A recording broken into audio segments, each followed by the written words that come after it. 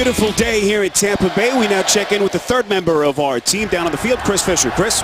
Plenty of substitutions when it comes to injuries for the Buccaneers. All-pro and leading tackler Levante David will miss a second straight game with a hamstring injury.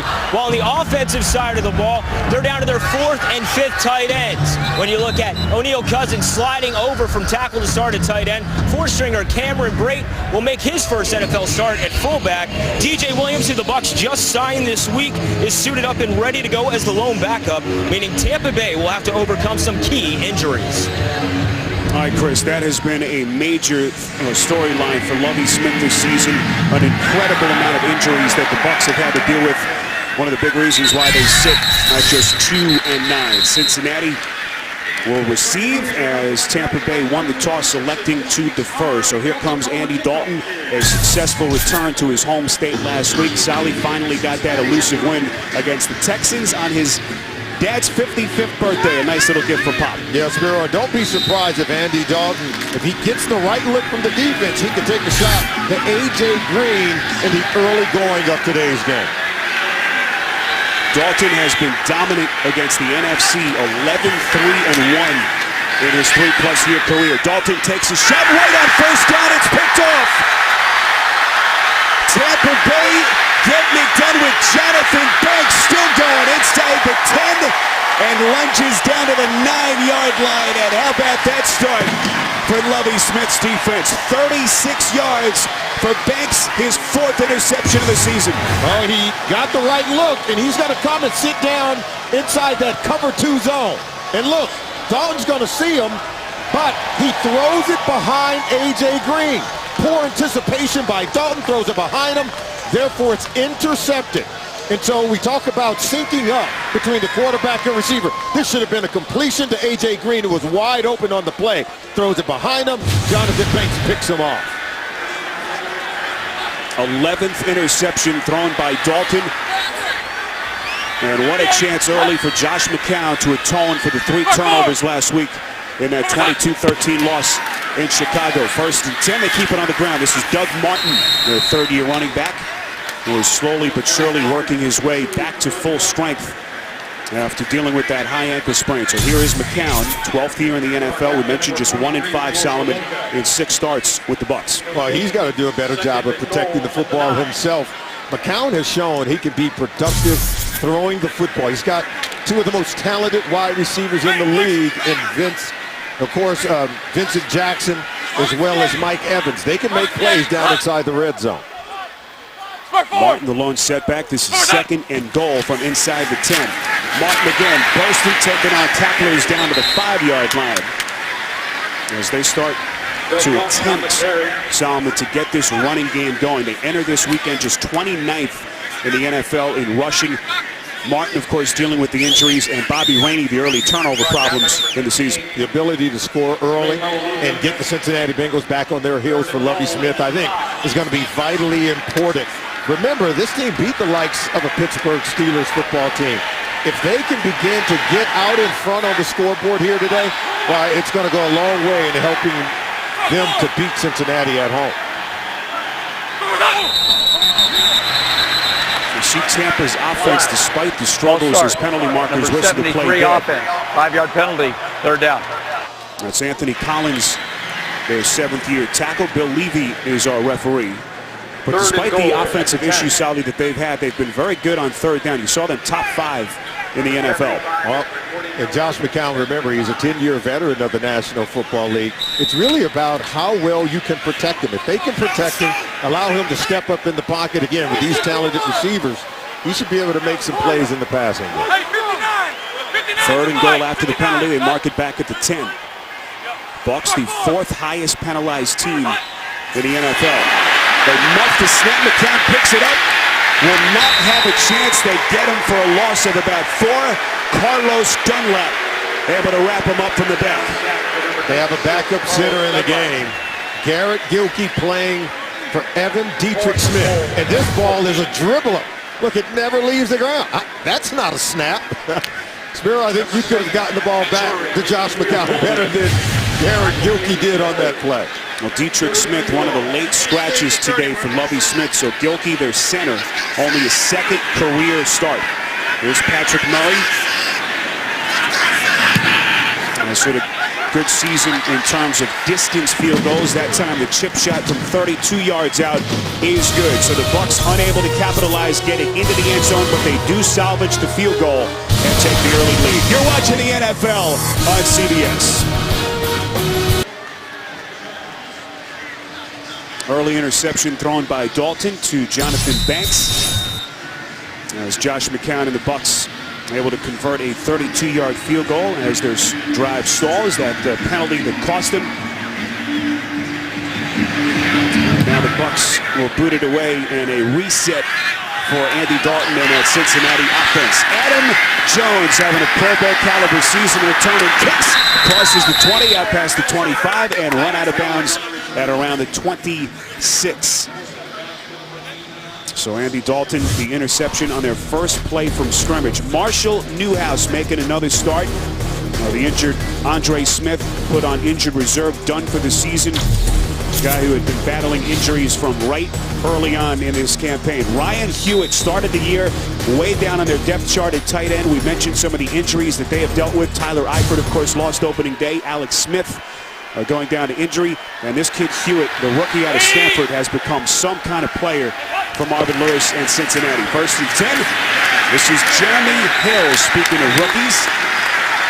What a run it's been for the first-year stud out of LSU. Defensively for Tampa Bay and Lovie Smith, Jacquez Smith has come out of nowhere. 4 sacks for Smith over the last 4 games. He has become an impact player very, very quickly. We saw the linebackers, Deshaun Goldson in the back end of that secondary, a question mark this week due to illness, up and making the start for Lovie Smith. 2nd and 11 from the 25. Again, this is Hill. Past the 30, keeping those legs churning. Couple of yards short of the first down as Hill runs for 8 yards. We mentioned it right at the top, Solomon. Hill entering week 13, leading the NFL in rushing in the month of November. Yeah, and he talked about how the offense coordinator, Hugh Jackson, helped with some of the numbers you're seeing from Jeremy Hill. Made it an easy transition for him coming in out of that program at LSU where he had been schooled by Cam Cameron, and Hugh Jackson and his ability to groom young players to get them to play right away has been remarkable. 3rd and 4, they mark it at the 34-yard line. Dalton, pocket collapses, they get to him. Gerald McCoy, the Pro Bowler, dumps him for a loss of 8. Pressure's coming off the right side of the Bengals offensive line, and that's where the right tackle, Marshall Newhouse, is working, and then you can see right up the gut, Gerald McCoy putting in plenty of work. See, the pressure comes here, and then also the collapse on the interior portion. 8.5 sacks from McCoy, tied for 3rd most, as you saw in the conference. What a season it has been for the 2-time Pro Bowler. Bobby Rainey watches that one take a bounce, and McCown back onto the field with Tampa Bay in front, 3-0. The NFL on CBS is sponsored by Southwest Airlines. Book your low fare now at southwest.com. Geico. 15 minutes could save you 15% or more on car insurance. And by T-Mobile.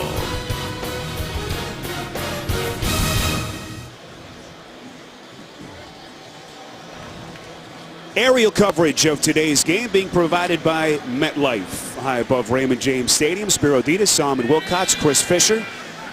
Our producer, Vic Frank, director, Chris Fenson, rest of our CBS crew. 3-0 Bucs with 10:20 to play early in this first quarter. Already an Andy Dalton interception. And the count in this offense putting the 3 points on the board early. Doug Martin. Sally looking like he has some burst early in this game. Martin missing the 5 games with injuries, that high ankle sprain. Trying to work his way back to full strength. We mentioned the injured and absent Dietrich Smith out today due to illness. So Garrett Gilkey only his 2nd career start and his 1st this season. We talked about all the issues that they've had. You heard the report from Chris Fisher at the tight end position. Cameron Brate out of Harvard, 1st career NFL game. Brought him up from practice squad just this week. First and 10 after the run of 10 by Martin. Again Martin at Checker Real Estate inside Cincinnati territory all the way down to the 35-yard line. And what a start for Martin, but there is a penalty marker way back at the line of scrimmage. It is a 25-yard run. Here's Illegal Levy. formation, offense. Number 75 was not on the line of scrimmage. 5-yard penalty, repeat first down. And Sally, that's O'Neal Cousins, usually a guard. Today doubling up and spending some time at the tight end, already having some issues. Illegal formation, which means he's got to cover up the tackle. And see, he's lined up right here. He's got to be up on the line of scrimmage to cover up the tackle. And because he wasn't there, they're going to get him for illegal formation. But good blocking on the left side of the offensive line to free up the running back, Doug Martin. So 25-yard burst from Martin negated on a penalty against Cousins. This is an offense that has had major obstacles going back to training camp. The man who they had brought in to be their offensive coordinator, Jeff Tedford, taking a leave due to health complications. Marcus Arroyo, their acting offensive coordinator, as you see Lovie Smith. First down. Getting an explanation from the officials. It has been one challenge after another for this Tampa Bay team. First and 15 from the 32. The count completes. That's the stud rookie wide receiver Mike Evans, who now approaches 900 yards receiving on the season. That time they pick up 5. Defensive starters for Cincinnati: Geno Atkins, the two-time All-Pro.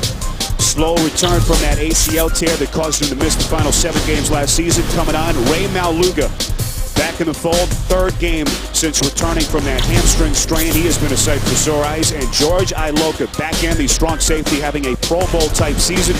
One of the top coverage safeties in the National Football League. 2nd and 10, they line up from just outside the 37. Bobby Rainey onto the field, stands alongside McCown on 2nd and 10. McCown's pass, bullet, near side, it is caught. That's Vincent Jackson, the 3-time Pro Bowler. They pick up 9 yards on a nice little throw from McCown. Well, this is like 7-on-7. Okay, you got one-on-one matchup outside with Vincent Jackson against Adam Jones. No pressure in the face to disrupt the timing of the passing game between McCown and his receivers. We told you these are 2 of the most talented receivers in the league. If you don't pressure McCown, he's going to challenge these Bengals corners today, and they're going to be able to make plays in the passing game. 3rd and 1 from the 46. Keep it on the ground. This is Martin. That second little burst has enough for the first down, and they move the chain. So we mentioned the issues that they have at the tight end position. How does that affect the play calling, Solomon, for Marcus Arroyo? I think that basically it's going to eliminate your ability to run the ball effectively. However, by putting O'Neal Cousins at that tight end position, you can tell the Bucs are coming out and they're determined to run it.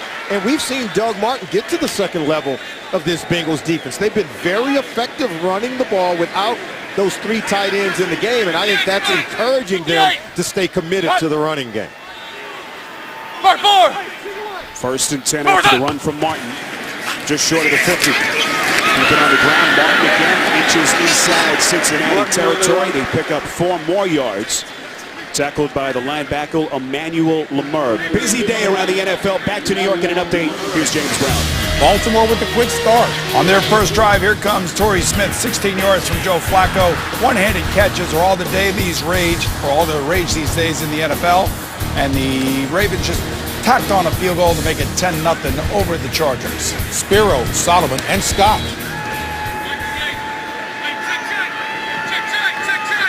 All right, JB. Baltimore trying to keep the pressure on Cincinnati. Just a half game back at the top of that AFC North. Here's Charles Sims, the rookie running back out of West Virginia, who missed the first 8 games with an ankle injury. They were chomping at the bit, Sally, to see what they had in this kid.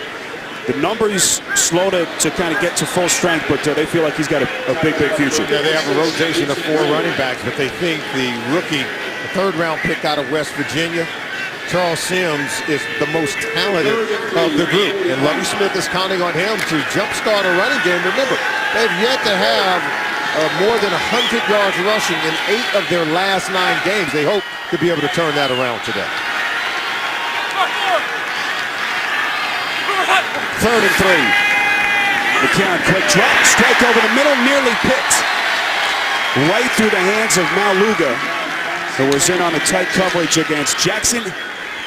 Cincinnati's defense able to get off the field. Well, they were able to make a play on defense. Watch Ray Maluga, pattern reading. He's pushing to that inside route run by Vincent Jackson. Look, makes a play on it. And this is where McCown really does have to be careful. Do a better job of reading the defense and getting the ball to the open receiver.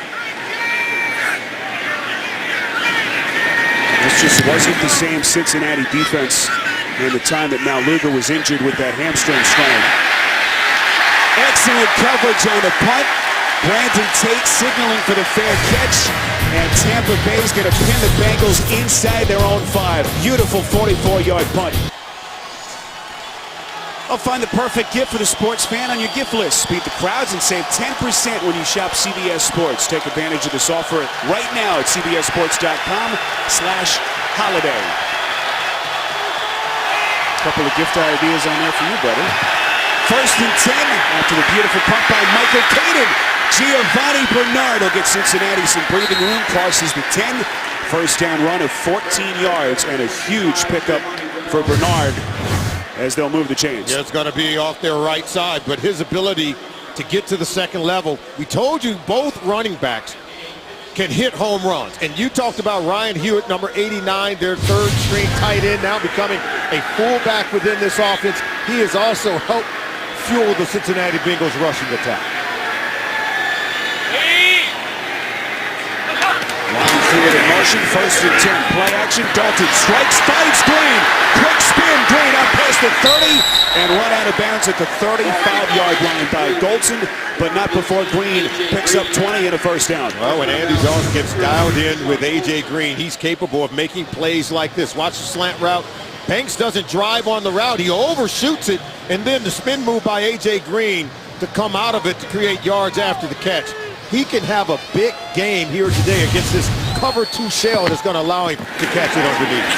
1st and 10, this is Bernard. We mentioned the run, Sally, that Green has been on. Last week, a career-high 12 receptions, has gone for 120-plus receiving yards in each of the last 2 games, as you see where he stacks up with some of the games elite. Yeah, and when he goes out on the road, he can put up the huge numbers. And take a look at that. With some of the best in the National Football League, as we told you in the open. Now, you know, Tampa, their signature coverage is Tampa 2. That means they're going to allow him to catch it underneath. They don't want him to get behind the defense. Go to 59. Hey, turn.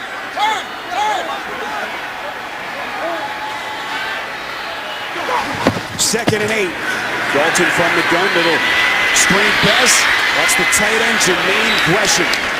Crosses the 40, brought down at around the 41-yard line after a pass play of 4 yards. And that'll set up a 3rd and 4. 3rd and 4, it's manageable. And remember, against this cover 2 shell, we talked to Andy Dalton saying, okay, what do you want to do? And even as head coach Marvin Lewis talked about it, that Lovie Smith's defense will force the quarterback to be patient and accurate with the football. We already saw one inaccuracy lead to an interception for Andy Dalton.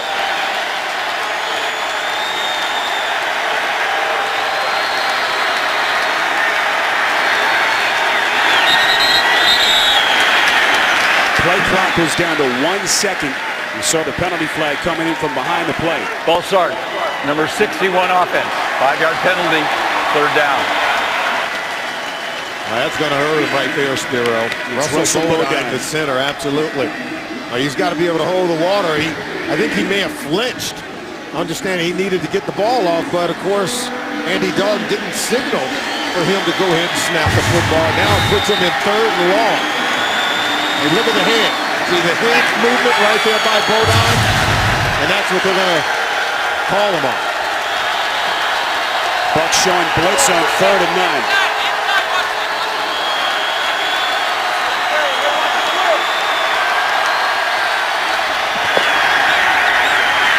Dalton under duress, his pass flooded out of his hands. There may have been contact right at the point of release. It was Gerald McCoy who had the sack earlier against Sally, wreaking havoc straight up the gut. I don't know. That ball came out of Andy Dalton's hand as if he had no idea where he really wanted to go with the football. He's going to look to the bunch side. Look, he's looking. Now the ball's going to come out okay. Now look as if Lansana or even McCoy, as you mentioned, was able to hit his hand to knock the ball loose. Kevin Huber barely able to get that punt away. Bobby Rainey's going to play it from outside his own 20, crosses the 25, and gets ahead to around the 26. Return of 8, 44-yard punt. 3-0 Bucs on CBS. The NFL on CBS is sponsored by DirecTV. If you call yourself a sports fan, you gotta get DirecTV. And by Dodge Dart. Don't touch it.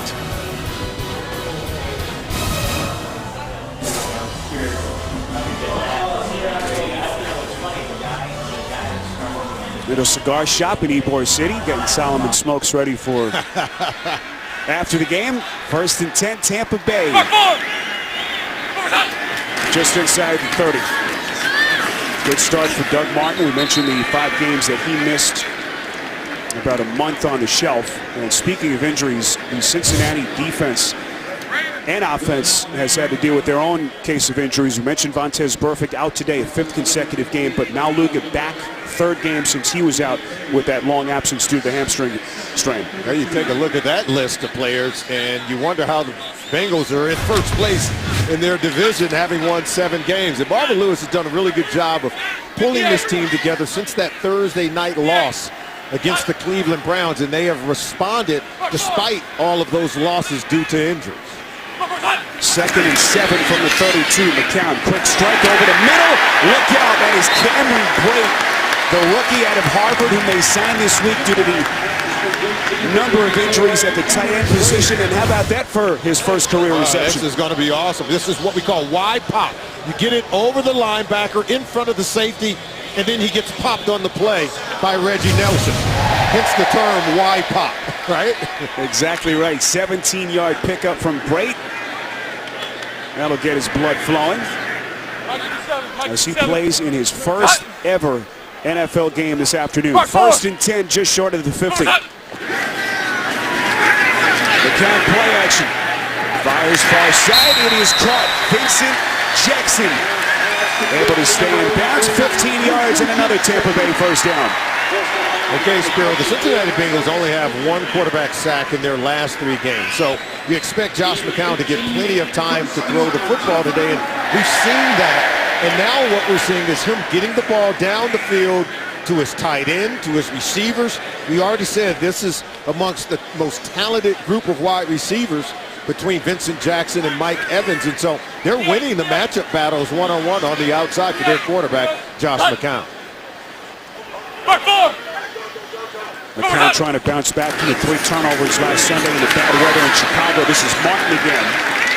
Lowers his shoulder, bowls his way close to the 30 as the final seconds come off the clock. 6-yard run from Martin in what has been a very effective first quarter for him.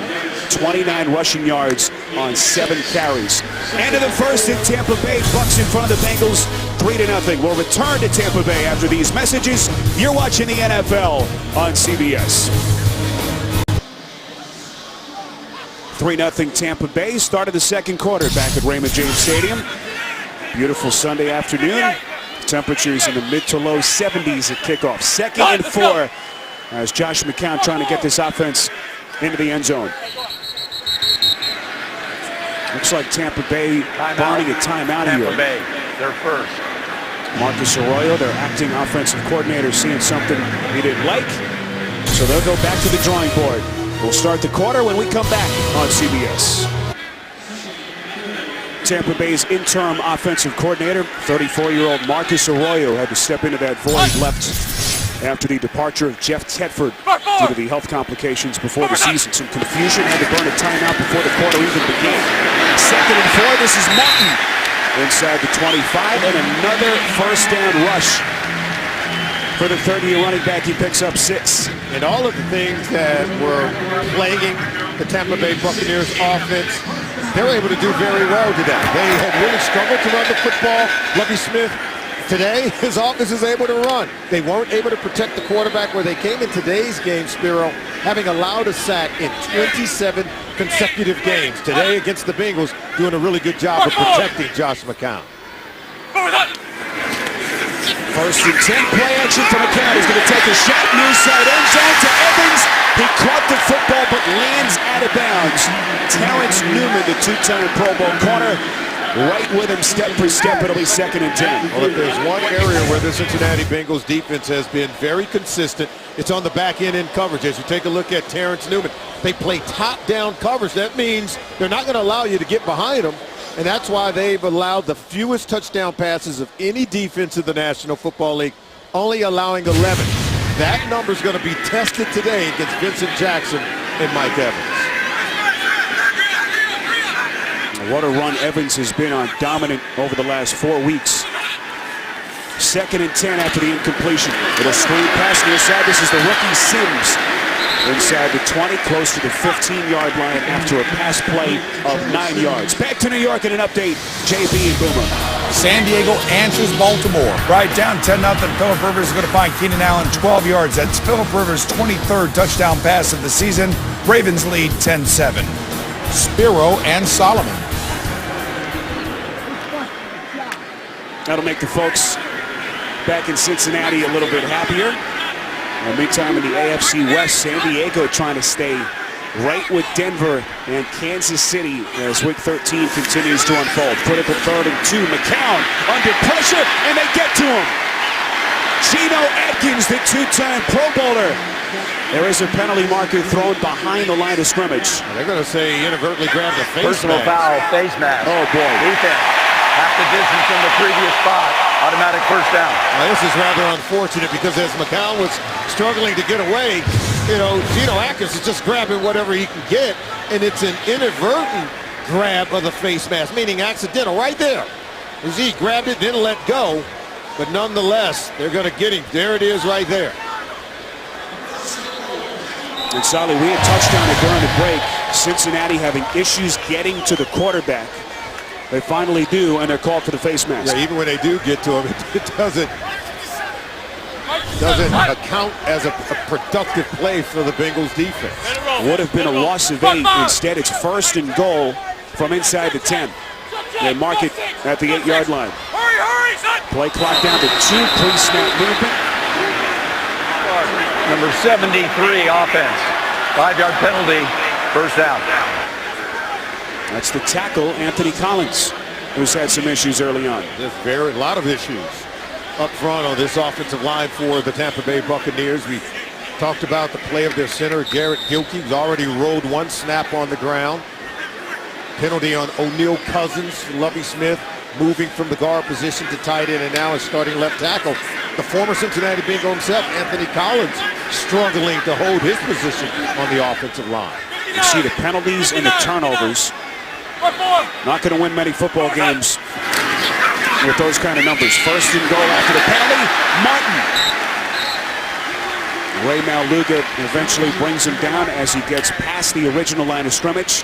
After a pickup of 5 yards, it'll be second and goal. The Bengals' run defense has struggled pretty much all season. They've lacked consistency to fill the rush lanes. And you can see Maluga is just all over the place making tackles. But they're going to have to do a better job of plugging up holes along the line of scrimmage, or Doug Martin's going to have a big day running the ball against the Bengals defense. It's been one injury after another for Martin after that Pro Bowl season as a rookie back in 2012. Second and goal. Blitz coming from Cincinnati. Martin bursting to the edge, into the end zone for the Tampa Bay touchdown.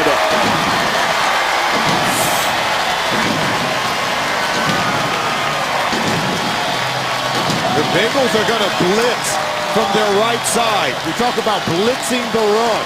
Reggie Nelson is going to come in off the defensive right side. You're going to see him come in from here, but the run's going to crack over here, so they run away from the blitzing pressure, and they're able to get a split. Dunlap is blocked. The linebackers at the second level are blocked, and they don't get it shored up on the other side away from the blitzing safety, Reggie Nelson. 7-yard run from Martin. Only his second rushing touchdown of the season. Here's Patrick Murray, the Fordham product. Bangs it through the uprights. And how about this start from Tampa Bay? 10-0 as they go toe-to-toe with the first-place team in the AFC North. Stay with us.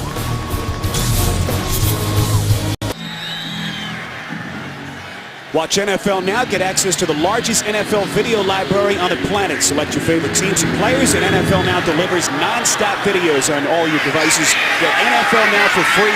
NFL.com/now. Adam Jones crosses the 20, trying to cut back. Unable to find any breathing room there. They dump him at the 21-yard line. So 10-0 Tampa Bay. Let's go downstairs, check it again with Chris Fisher. Spiro and Solomon, what if I told you when Tony Dungy started to turn around this Bucs franchise in the late 90s, Marvin Lewis was nearly a part of it. Then the linebackers coach for the Pittsburgh Steelers, Tony Dungy wanted to hire Lewis as his defensive coordinator. Pittsburgh blocked him from leaving, so Dungy turned to Monty Kiffin. That same year, Lewis took the coordinator job in Cleveland. A couple months later, the Browns became the Baltimore Ravens. And Monty Kiffin, well, he went on to win a Super Bowl and got to hang on to a couple guys named Derek Brooks and Warren Sapp. Wow.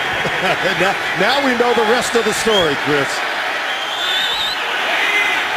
Two men that go back an awful long time, both the same age at 56, and incredible success at the NFL level. And a short screen pass to the rookie running back, Jeremy Hill. They go back a long way, Solomon, even back to their days as college assistants. Marvin Lewis at the University of New Mexico, Lovie Smith at Tulsa.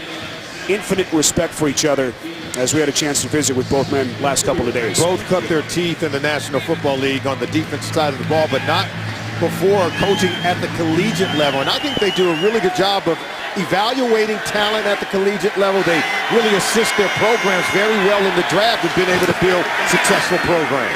2nd and 4, quick little pass. Near side, this is the rookie James White. Only his 3rd reception of the season, the 7th-round pick out of LSU.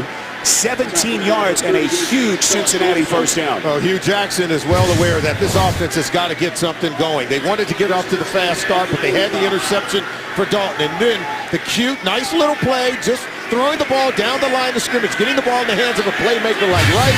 The catch and run, very significant on the game. Direct snap. Little trickery, Mohamed Sanu. Inside Tampa Bay territory, down to the 45-yard line. 10 yards on the play by Sanu as Hugh Jackson throwing the Bucs a little curveball. Yeah, he's been, look at this. This is just a wildcat. And we know Sanu can throw the ball from that position. We don't expect him to run it like that. But this is just being very creative from Hugh Jackson. You got to find a way to help your quarterback, like Andy Dalton when he's struggling in the early going. This type of play calling by the coordinator goes a long way into assisting Andy Dalton to move the ball down the field. Career season for Sanu as they go end around. It's right again. Crosses the 45 inside the 40 and gang tackled out of bounds by a host of Bucs defenders after a pickup of 5. Well, we know Gio Bernard and Jeremy Hill, they can pound it downhill, but when you come around like this and just flip it to get to the edge of the defense, there's yards to be gained. Look at Hewitt. Well, he's been great at doing that. Number 89, he pancakes Jonathan Banks to help block on the run play. He's been really significant in fueling the run game by blocking. Right now, he's lined up in the backfield at fullback. Quick tempo to this offense continues to be called by Hugh Jackson. So very balanced attack so far. 2nd and 5. Here's the rookie Hill. First down run inside the 35 ahead to right around the 34-yard line. As that clock continues to run, we come up on 9 minutes left before halftime. Well, keep in mind, this is a Tampa Bay defense. We heard the report early from Chris Fisher that is without Levante David, out with a hamstring injury. A man who entered this week right at the top of the NFL in tackles. Huge loss. Didn't get the first down, so it is 3rd and short. Looks like they will get it on the quarterback keeper from Dalton. Ahead to the 34. Well, you mentioned the loss of Levante David. Danny Lansana has come in at the will linebacker position, has played very well. Number 51, 3 interceptions. He's played really well. And then you have Lemon, who's also coming in. He's playing at the Sam linebacker position, number 45. So the Bengals got to believe that they could pound the run game and be effective. Seventh play of the drive, 1st and 10. This is Hill again. Gets ahead to the 32-yard line. Bradley McDougald thrust into a more prominent role today with Goldson playing but under the weather as Hill picks up a couple. As the Cincinnati Bengals look to be moving the football on this drive, you know, we talked to Marvin Lewis about the struggles of this football team in that Thursday night game against the Cleveland Browns and the struggles of Andy Dalton. He says, yeah, Andy has to play better. He said, but the other 10 guys around Andy Dalton, they have to play better. We're seeing that on this drive. Jackson inserts Bernard, offset eye to the right. Dalton play action on 2nd and 9. Quick strike, that's Hewitt with a penalty marker thrown just at the end of the play. At around the 25-yard line, the pass play goes for 4 to Hewitt. And now we await the call. Here's Bill Levy. Illegal use of the hands to the face, number 21 defense. 5-yard penalty from the previous spot, automatic first down. That's the Pro Bowler Alteron Werner. Yeah, he's matched up with A.J. Green right here. Still holding on. I don't know that hands to the face. I would say he was still bumping and jamming and sort of disrupting A.J. beyond that 5-yard bump area. You can hit him and harass the receiver within 5 yards of the line of scrimmage. Beyond that, you have to let him go. After the penalty, 1st and 10. 8th play of the drive that has spanned nearly 5 minutes. Draw play, this is Bernard. Someone lost their hat as Bernard gets inside the 20, 6 yards on the ground. Looked like it was Bodine. Akeem Spence on the tackle. You know, we talked to the Cincinnati Bengals. They told us that this defensive front, as you can see, Bodine losing his lid. Got to keep your head in this game. But they talked about the defensive front for the Tampa Bay Buccaneers as being one of the best they've seen all season long. And they just played the likes of J.J. Watt and the Houston Texans 1 week ago. They think with Gerald McCoy and this group, they think that as a group, the Bucs have a better defensive front than the Houston Texans. 2nd and 4, play action. Dalton sold it well, throws near side end zone. It is intercepted.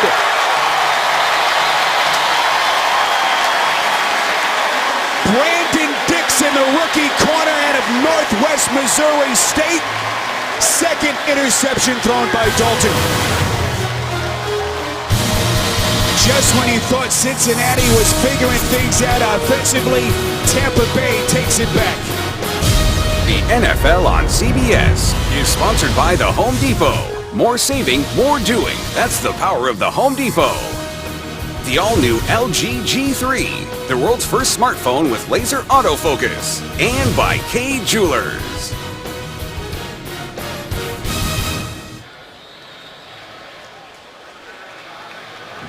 Second interception thrown today by Andy Dalton has given the football back to Tampa Bay, and a lot to talk about between he and Hugh Jackson on that Cincinnati sideline. Yeah, 10-0 Tampa Bay. Yeah, he can't be happy.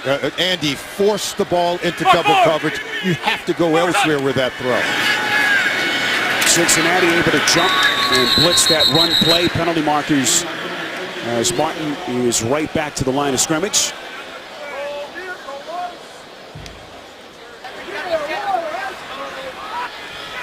Illegal shift. 2 men moved prior to the snap. Penalties decline. 2nd down. Solly, take us back to the interception. Well, it's a basic cover 2 defense. So you have one safety here, one safety here. And so he's going to try to force this ball over into this area as you're going to get A.J. Green running into double coverage. Look, cornerback underneath, safety over the top. You've got to go elsewhere with the football. And Andy Dalton said that, yes, there are sometimes he's going to give A.J. Green an opportunity to make a play against double coverage. That was not one of the times you want to do it. And I'm sure he's hearing that from his coordinator, Hugh Jackson. 2nd and 10, this is Martin.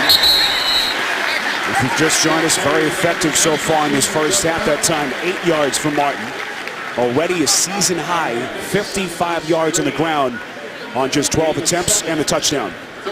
You know, Lovie Smith talked about his cover 2 defense. That Tampa 2 defense we've heard so much about, Spiro. He felt that that defense lent itself to naturally play double coverage against A.J. Green. We said at the open that they were going to play a lot of double coverage on A.J. Green. You saw it there, and I think the patience and discipline has to really be a part of the game for Andy Dalton to go elsewhere with the football and allow some of his other receivers to make plays. 3rd and 3, quick drop from McCown, trying to go back shoulder to Evans, who was late to turn. Coverage by Terrence Newman, and Tampa Bay forced to punt. Newman is saying that Vincent Jackson interfered with him. The wide receiver cannot initiate contact beyond 5 yards down the field, and clearly Vincent Jackson, or I should say Mike Evans, initiated contact there against Terrence Newman. Count so far, 5 of 8 thrown, 54 yards passing. With Tampa Bay holding a 10-0 lead. Michael Kanan already 1 punt inside the 20. Adam Jones blown up. Vicious hit by Lemon. One of their backup linebackers in a more prominent role today, introducing himself to Adam Jones. Timeout. Earlier this morning, Tampa Bay officially opened the Bucs Play 60 zone presented by Florida Hospital. It's within the kids zone here at Raymond James Stadium. Looks like the youngsters had a great time earlier this morning. NFL Play 60 encourages kids to come out and play for 60 minutes a day. To learn how to find great play ideas, visit NFLrush.com/play60. Andy Dalton through the air to Jermaine Gresham, the 2-time Pro Bowl tight end. First down pass play of 15 as Dalton Solly tries to recover after throwing that second pick. And by virtue of the play calling, the coordinator, Hugh Jackson's doing everything he can to help his quarterback, Andy Dalton, being creative in the run game and giving him short, easy throws in the passing game. 1st and 10, Jeremy Hill inside the 45, close to the 43-yard line. Tackled by Danny Lansana. 6-yard run. We had a chance to visit with Jeremy yesterday. Grew up about 10 minutes away from the stadium in Baton Rouge. Start for his hometown team, 2 years under Ken Cameron in that offense at LSU. And what a bright future this kid has for Cincinnati. Yeah, and if you take a look at Hugh Jackson, he said that his coordinator at LSU, Cam Cameron, and Hugh Jackson, the same offense with the same terminology. Hill moving that pile. Wide load inside the 40, appears to have enough for another Cincinnati first down. He certainly does, as Hill continues to build on his rushing totals. You mentioned leading the NFL in rushing in the month of November and leads all NFL rookies for the season.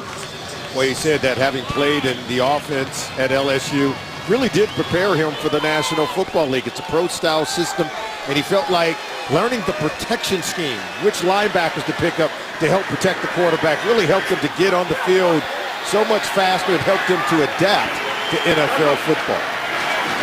Lynch and McCoy able to move in front with their games on Thanksgiving. Flea flicker action. What a pass and new to A.J. Green. Hugh Jackson going deep into the playbook in his first half. If your quarterback can't complete the ball down the field, then get it out to Mohamed Sanu. Now, this is a pass that's behind the line of scrimmage, and that's why it's a legal forward pass on the second throw from Mohamed Sanu. See, look, it comes behind the line of scrimmage. Now, if he doesn't catch that, it would be ruled a fumble. And so, because it's behind the line of scrimmage, it's actually a legal throw from Sanu to A.J. Green. We already have seen Sanu take a direct snap, run the football, that time as a passer. Gio Bernard on 1st and 10, still going.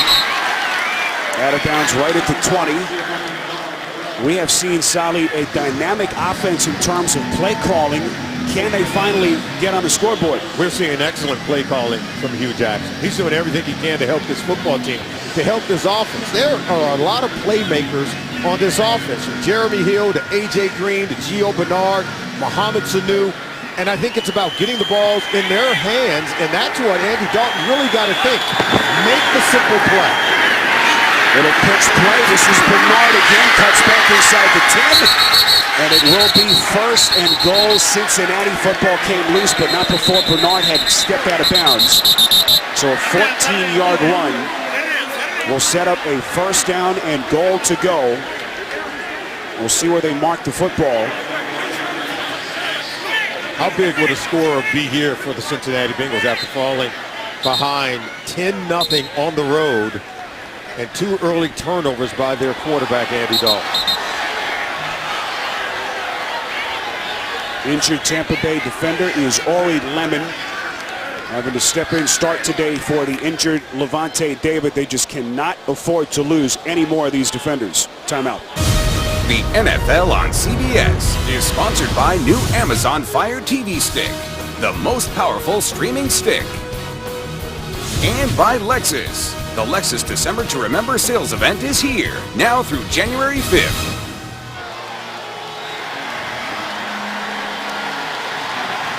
Ori Lemon continues to be looked at on that Tampa Bay sideline. First down, goal to go. Already a shorthanded Bucs defense without Levante David, hamstring injury. Late scratch to this game. And now Tampa Bay will watch as Cincinnati allows the clock to go down to the 2-minute warning. 10-0, Tampa Bay in front on CBS. First and goal, Salud. Where do they go here? This looked like a passing formation, particularly the personnel grouping. Without Ryan Hewitt on the field, I'm expecting a pass if I'm the Bucs defensively. Dalton with a shovel pass. Cincinnati wasn't fooled. Jermaine Gresham stuck. Danny Lansana leading the charge. They lose 3. They tried to go with the shovel pass up the middle to Jermaine Gresham coming around and play, but they collapsed the middle of that Bengals offensive line. Really good read. Now, Hewitt's not in the game. I'm still expecting a pass play, and you can tell they're going from empty set here, but the quarterback Dalton's been known to run it. Bernard lines up in the slot towards the bottom of your picture. On second and goal, Dalton from the gun. Dalton hit as he throws. Backside end zone for Sanu. Incomplete. Late penalty flag comes in. Pass intended for Sanu. They're going to say that there were some hand Prior to fighting. the pass, holding, number 32 defense. Half the distance to the goal, automatic first down. That's Isaiah Fry, the second-year corner out of Nevada. And a tough call to take for Lovie Smith. Give the Bengals a first down on the penalty on Fry. Lovie doesn't see where it happened. Now the ball right now is just inside the 5-yard line, and if you're the defender in this area of the football field, you don't want to play behind the receiver. You want to get in front of him and force the quarterback to throw it over your head. You always play in between the quarterback and the receiver, this area of the field. Fake the drop play beautifully. Dalton fools everyone and runs it in for 6. I told you he's been known to run it in this area of the field. He's mobile enough to make plays like this for his play caller, Hugh Jackson, who did a wonderful job setting up this drive for Andy Dalton. It's a read option. They fake it to Giovanni Bernard. He keeps it, and he finds a running lane to get it into the end zone. Third rushing touchdown of the season for Dalton, 10th of his career. And finally, Cincinnati able to get on the board. Here's Mike Nugent. He had a brief stint as a Buck back in 2009. Perfect on the point after. There's so much riding on this game for both teams. Certainly Cincinnati, just a half-game lead atop the AFC North. 3-point game on CBS. Reminder to keep it here. The Verizon halftime report coming up in minutes. We'll send you to New York. JB, Tony, Bart Boomer, and Coach Cowher. All the latest scores and highlights. We'll have a preview of Thursday Night Football coming up on NFL Network on the Verizon halftime report next. Andy Dalton, rushing touchdown, his 3rd of the season, gets Cincinnati on the board. 10-7 Bucs, with just 68 seconds left in this first half. Mike Nugent on to boot it away. The Cincinnati team that has won 2 straight road games. A 7-3-1 half-game lead atop the AFC North. Bobby Rainey nearly upended across the 20. Ahead to the 22-yard line. So Tampa Bay solid, 2 timeouts left. Josh McCown has had his struggles. What do they look to do here with just over a minute remaining? I think you continue to play well, but you have to be careful. Remember, the Bucs were in this similar situation last week on the road at Chicago when they jumped out to a 10-0 lead. They came out in that third quarter, and penalties and turnovers, consecutive turnovers on possessions by the quarterback Josh McCown led to a 21-point explosion for the Bears. And they go on to squander a 10-point lead and lose the game. So you have to be careful while continuing to press the pedal to the metal against this Bengals defense. Well, the Bucs entering the day in such a unique position, 2-9, last place in the NFC South with just 2 games out for what would be an improbable postseason berth. And a first down pass play intended for Robert Haran, the rookie out of Wyoming, and their 6th-round pick falls incomplete.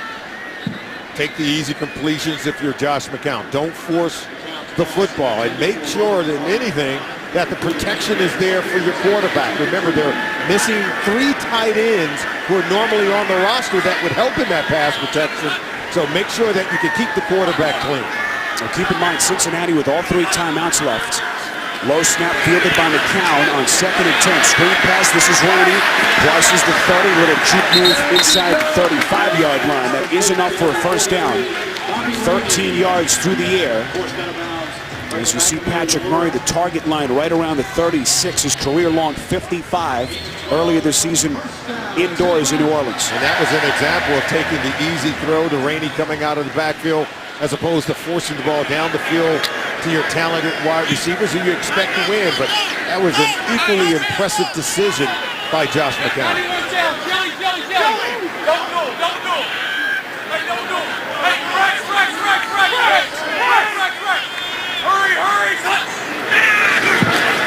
First and 10, McCown feels the pressure, throws near the side. That's intercepted.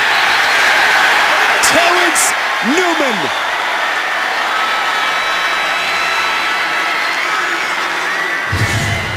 This is Exhibit A. And look, 3-step drop. He knows they're blitzing. Terrence Newman steps in front of Vincent Jackson because of the blitzing pressure, forcing the early and hurry throw from Josh McCown. This is a veteran quarterback in Terrence Newman. You see the pressure on McCown, the 3-step drop and read.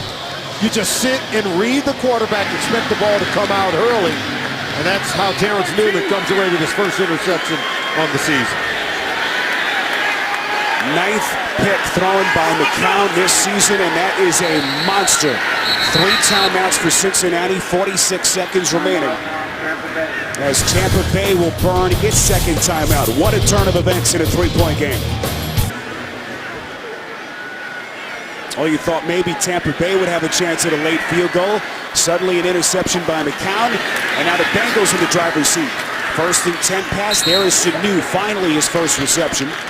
Inside the 40. What about strategy here, Sally, with 3 timeouts for Hugh Jackson? I think you can go ahead and take a shot, even over the middle of the field. But, you know, Andy Dalton's going to continue to maybe press the ball down the field. He's shown that he has the ability to bounce back from poor starts.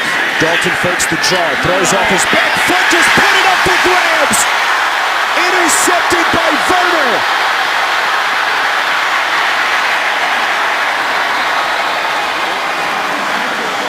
Third interception by Dalton, 7th time in his career with 3+ picks. Oh, this is just a poor decision by Andy Dalton. He throws it off his back foot, and the ball sails high. I think he was trying to throw it down the field and out of bounds. Now remember, from standing in the pocket, you've got to get that ball out of bounds if you're throwing it away. But he just laid it up for the defender to come away with the interception. And right now, we're not getting good play from either quarterback, Josh McCown or Andy Dalton. Jacquez Smith came with the heavy pressure. But a terrible decision by Dalton. Gives it back to Tampa Bay with 11 seconds left and 1 timeout in their back pocket. Rainey, the lone setback. McCown from the gun on 1st and 10. He's going to take at least 1 chance. Tucks it away. He's going to run it. Trying to get to that sideline. Will not. Looks like a penalty marker thrown behind the line of scrimmage. Number 66 offense. 10-yard penalty. Repeat first down. That's Patrick Omame, their 2nd-year guard. Penalized. Coming up, the Verizon halftime report. We'll send you to New York. Guys standing by. They'll take you around the league as Week 13 continues. plus a preview of Thursday Night Football on NFL Network. It's all next on the Verizon Halftime Report. Sully, maybe one last chance. 3 seconds left on what'll be a 1st and 20 from back at their own 36. Well, there's not going to be enough time to get the ball down the field and set up for a field goal. It's just a Hail Mary opportunity, if that. Or you just simply take a knee, regroup at halftime, and figure out how you're going to hold on to this lead. Looks like Cincinnati will burn a timeout here. Marvin Lewis looking on. Sally, everything was set up for Cincinnati today. A 2-9 Tampa team that has struggled, yet they have struggled. Dalton, 3 interceptions. Yeah, just poor reads on the defense. Predetermining where he wants to go with the football. Throwing the ball even into double coverage, trying to force it into A.J. Green, and then just making poor decisions even while under duress. Instead of throwing it away, he throws it up for grabs, allowing the Tampa Bay Buccaneers to come down with their 3rd interception in the first half of today's game. There's so much talk about Dalton having a down year after signing that monstrous contract extension before the season. Has had moments where he's looked like the Dalton of the last 3 years, but it has been a nightmare first half for the 4th-year quarterback. 1st and 20. Won't take any chances here. Rainey on the ground, crosses the 45, runs out of bounds just short of the 50. Adam Jones there. As both of these teams will head in and regroup. A lot to think about for Dalton, the 3 interceptions. As Tampa Bay takes a 10-7 halftime lead into the dressing room. Well, some creative play calling by Hugh Jackson. Everything he can do to help his quarterback, Andy Dalton. And if Josh McCown can protect the football, the Bucs can hold on to this game. Let's go downstairs. Chris Fisher with Marvin Lewis. Marvin, 3 interceptions in this first half for Andy Dalton. Yeah, obviously that's the thing. We can't have the turnovers we had, and we got to do a greater job of tackling on defense. You guys have been able to get pressure on Josh McCown. How do you sustain that headed into the second half? Well, we got to continue to do what we're doing, but play good coverage and good technique, and obviously can't turn the football over. Good luck. All right, Chris, so Marvin Lewis in Cincinnati trying to keep their tenuous place atop the AFC North, down 3. The Verizon Halftime Report next. You're watching the NFL on CBS. Cincinnati Bengals tenuously atop the AFC North, and a Tampa Bay team, despite the 2-9 record, still within striking distance for a postseason berth. Spiro Dita, Solomon Wilcox back with you. The NFL on CBS continues. 3 interceptions from Andy Dalton. The storyline, Solomon, in that first half just seemed to be telegraphing his throws. How can they bounce back? Well, both quarterbacks are giving a whole new meaning to the season of giving. Just turning the football over. 1 by Josh McCown, and 3, as you said, by Andy Dalton. I think you've got to protect the football. If you're Andy Dalton, hold on to the football. Allow your offense coordinator to help you create some yards in the running game, and then they can get it going. All right, let's take a look at the Bose game changer. This was the middle of the 3 interceptions by Dalton. A play-action pass attempting to thread the needle to A.J. Green, who was double covered in the end zone. And a nightmare first half continuing from Dalton. Brandon Dixon, the rookie first career interception, as Bobby Rainey fields it and takes a knee for the touchback. Let's go downstairs, check in again with Chris Fisher. Chris? Spiro talking with Lovie Smith. He says he likes the way his offense has been able to run the ball, but they'd like to get more shots downfield. Cincinnati's secondary's done a good job in limiting Vincent Jackson and Mike Evans. On the defensive side, he likes what he's seen. He likes the way they've been able to attack Andy Dalton, but at the same token, they need to be able to quiet the running attack for the Bengals, Spiro. Cincinnati getting some good work on the ground. Giovanni Bernard, 44 yards. The rookie Jeremy Hill, 23 rushing yards on 6 attempts in a 10-7 game as Tampa Bay starts 1st and 10 from the 20. They keep it on the ground. This is Martin. Crosses the 20, picks up a couple.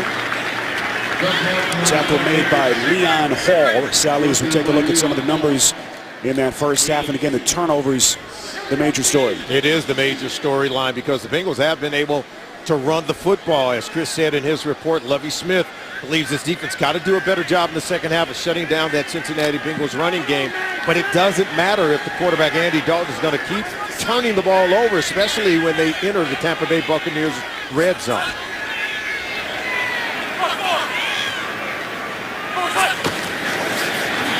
Here's McCown from the gun on 2nd and 8. All day to throw.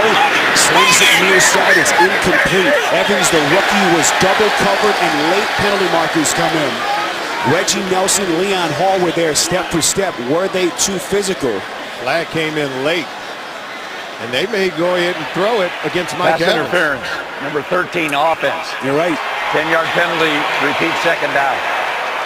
You know, these are the pre- and post-snap penalties that Lovie Smith talked about. Remember, the Bucs are the 4th most penalized team in the league. And see, he's holding on to Leon Hall. He says, if I can't get to it, he's not going to allow the defenders to get to the football. He's holding them both. Like, he was holding them both as if they're under arrest. He had them both by their jerseys because he was unable to get to the football.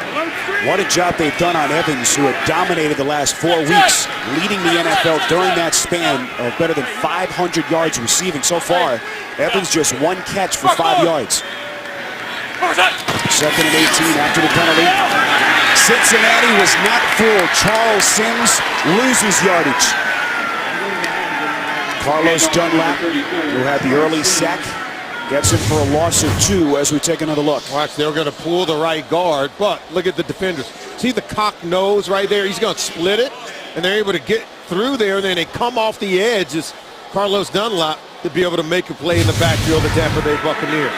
If you've just joined us, keep in mind another major storyline today. All 3 tight ends for Tampa Bay down. Brandon Myers, Austin Seferian-Jenkins, and Luke Stocker had to elevate Cameron Brate off their practice squad. It's his NFL debut. Has to be giving him issues in the running game. With a screen pass, this is the rookie Sims, crosses the 20. Past the original line of scrimmage, late penalty marker comes in. Dunlap and Newman on the tackle.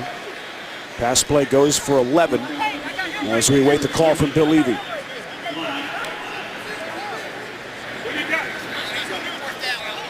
Looks like it's against Tampa. Personal foul, leg whip. Number 72 offense. Penalty is declined. 4th down. It's Garrett Gilkey making just his 2nd start. Evan Dietrich Smith inactive today due to illness. Lovie Smith is really disappointed. And, you know, the penalties that his team has racked up all season long, as we said, came in today, the 4th most penalized team in the National Football League. That's one area they have to improve. And they also have to improve on protecting the football. Michael Kanan, the 10th-year punter, out of Western Washington. And again, Adam Jones, who hasn't signaled for a fair catch in about 10 years, takes another hard hit. Tonight on 60 Minutes, Sam and Baker back for the final season of The Mentalists. It's tonight after Madam Secretary, only CBS. Here's Andy Dalton, 7th career game where he has thrown 3+ interceptions, 3 in the first half. This is Jeremy Hill, the rookie running back, 9-yard run, just inside Tampa territory. Not much to talk about, Sally, from the 2 quarterbacks. They're throwing it as much to the other team as they are to their own receivers. 7 of 11 for Andy Dalton. 3 of those, though, are interceptions and only 1 incompletion for Dalton in the game. 2nd and short. Hill needing to get to the Bucs 47, penalty marker behind the line of scrimmage. Illegal formation. Number 77 offense was off the line of scrimmage. 5-yard penalty, repeat second down. It's their Pro Bowl tackle, Andrew Whitworth. We sat down with Marvin Lewis yesterday, and he says, you know, Andy Dalton has had a lot of moments where he's struggled. He always seems to bounce back. This is a lot to come back from and psychologically recover from after that nightmare first half. Yeah, I think you have to settle yourself down as a veteran quarterback in the National Football League. They put a lot on his shoulders, but they've also put a lot in his bank account. So you can ask a lot of Andy Dalton at critical moments like this as they enter the month of December. Play action from Dalton, 2nd and 6, slings it up the slot. It is incomplete. A.J. Green, the intended receiver. Coverage by Dixon, the rookie, who had the interception in the first half. It's a good throw by Dalton. I think this one should have been hauled in by A.J. Green. You can see right there, right in the breadbasket. He hits the ground, and then the ball comes out. Green so far, if you've just joined us, 2 catches, 31 yards. After some incredibly gaudy numbers from him over the last 2 weeks. 3rd and 6 from the 47.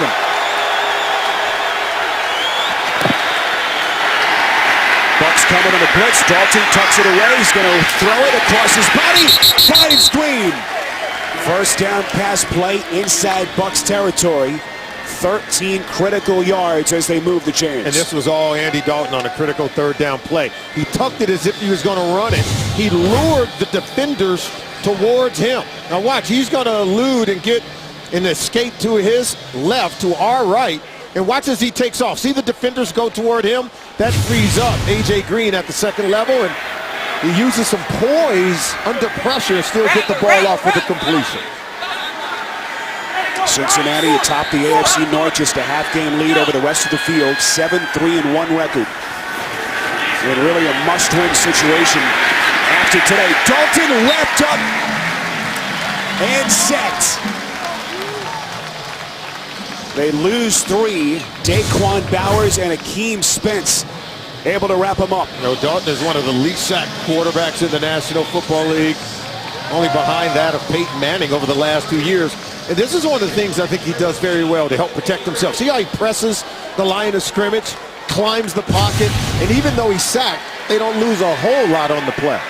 Second time Dalton has been sacked today. 2nd and 13, they fake the draw. Screen pass, this is Hill. Cuts back inside the 40 to the 38-yard line. Tackled by Danny Lansana. Sally, we had Cincinnati in week 1 against Baltimore, and the season started with them saying, look, they've got the defense, they've got the running back in Gio Bernard, they've got the wide receivers in Green and Sanu.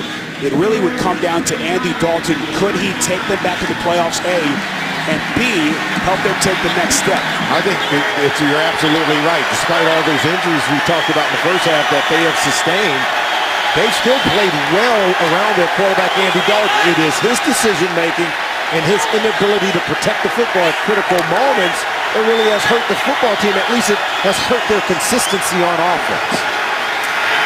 Critical 3rd and 9. Dalton hit on a release, somehow gets it to Hill. He'll be well short of that first down. Danny Lansana, the 2nd-year linebacker out of Connecticut, who has had such an impactful year for Lovie Smith, on the stop. Well, look at this. Pressure coming off the right side of Dalton. He's hit and still able to complete this pass. That's incredible strength there. And you can tell that Dalton's playing with a little bit better poise here in the early going of the 2nd half. Kevin Huber has had one of the great seasons we've seen from an NFL punter, maybe ever. On to boot it away. Trying to pin him back inside the 5, and they will do just that. Excellent coverage down the field. Darquez Denard able to get to him. 3-point lead for the Bucks. The NFL on CBS is sponsored by Southwest Airlines. Book your low fare now at southwest.com. Game of War. Play free now. And by Honda, where you can get great deals during Happy Honda Days.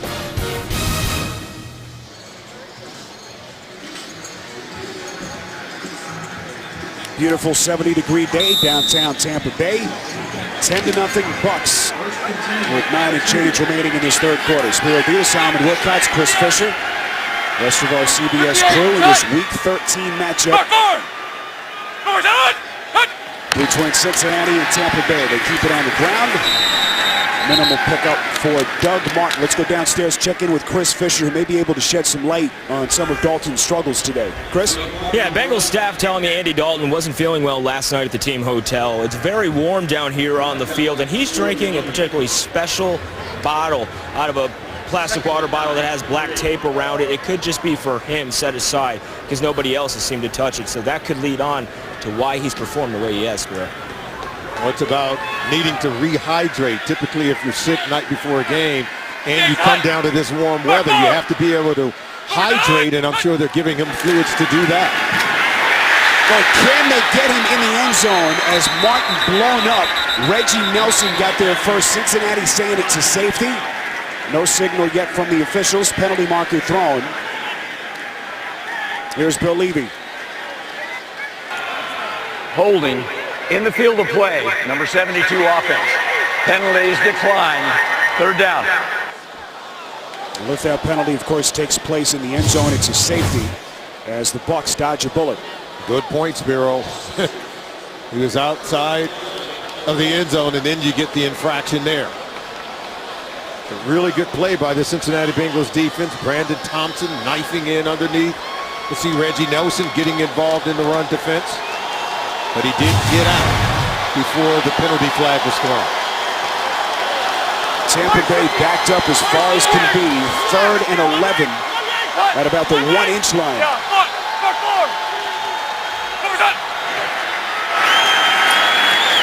Martin just trying to get the punter some breathing room. Leon Hall, the cornerback, in for the tackle. Making another successful recovery from his 2nd torn Achilles injury in the last couple of years, and Tampa Bay will punt. And Spiro, that whole defensive stop simply set up by the punt of Kevin Huber to pin this Tampa Bay offense deep inside the 5-yard line. They really had nothing that they could do but simply run the ball in 3 consecutive plays and then try to buy room for their punter to get it out of there. Here's Michael Kamen. Deep in his own end zone. Brandon Tate back to field it, and he is brought down as a penalty marker comes in. Excellent punt by Cannon of 49 yards. Russell Shepard leading the charge, and now the penalty call from Levy. They're teeing off on these Bengals punt return guys. Adam Jones already has taken some licks. And now Brandon Tate. During the kick, illegal block in the back. Number 21 of the receiving team. 10-yard penalty from the end of the kick. First down, Cincinnati. Timeout. It's on Denard, so Dalton back onto the field when we come back. Wednesday on CBS, it's 2 hours of Survivor with 4 crucial challenges and 2 tribal councils. It's anyone's game, a special 2-hour edition of Survivor, Wednesday at 8/7 Central, only CBS. Andy Dalton down to the field. His pass on 1st and 10, batted up high in the air and falls incomplete. You heard the report earlier from Chris Fisher saying that Dalton was ill last night at the Bengals local hotel here in Tampa Bay. If you've just joined us, he threw 3 first-half interceptions and desperately trying to get himself right. And on the 3rd interception, where he appeared to be weak, to be honest with you, Spiro, throwing off his back foot, where it looked like he was trying to throw it out of bounds, but that ball was just fluttering and was intercepted. So he's going to have to find some strength and energy here in the second half to carry his team to a win. 2nd and 10, Dalton screen pass. This is Bernard. Wrapped up, forced out of bounds at the 40. Cincinnati wanted a late hit penalty. Sally, look at their remaining schedule, talking about Cincinnati. After today, they've got the 2nd toughest remaining schedule. Pittsburgh twice, at Cleveland, and a Monday night game against Denver coming up. They have to have this game. Yeah, you can't drop this one. You've got to keep pace with the other teams in your division, particularly with that schedule coming up for Marvin Lewis. Every team in the AFC North with 7 wins already. Only a half-game lead over the rest of the field. 3rd and 6 from the 41. Dalton over the middle, finds the rookie Wright.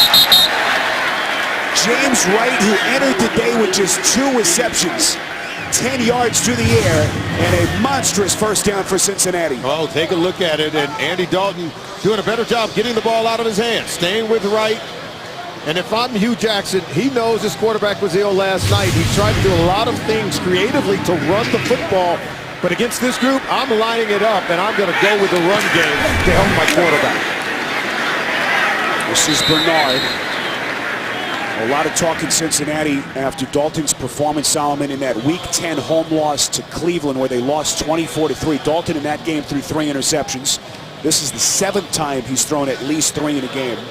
He bounced back with 2 straight road wins, returning home to his home state last week. Can he cross the finish line leading them today? And can they win their 3rd consecutive road game, which would be phenomenal heading into that 4-game stretch that we talked about in the month of December.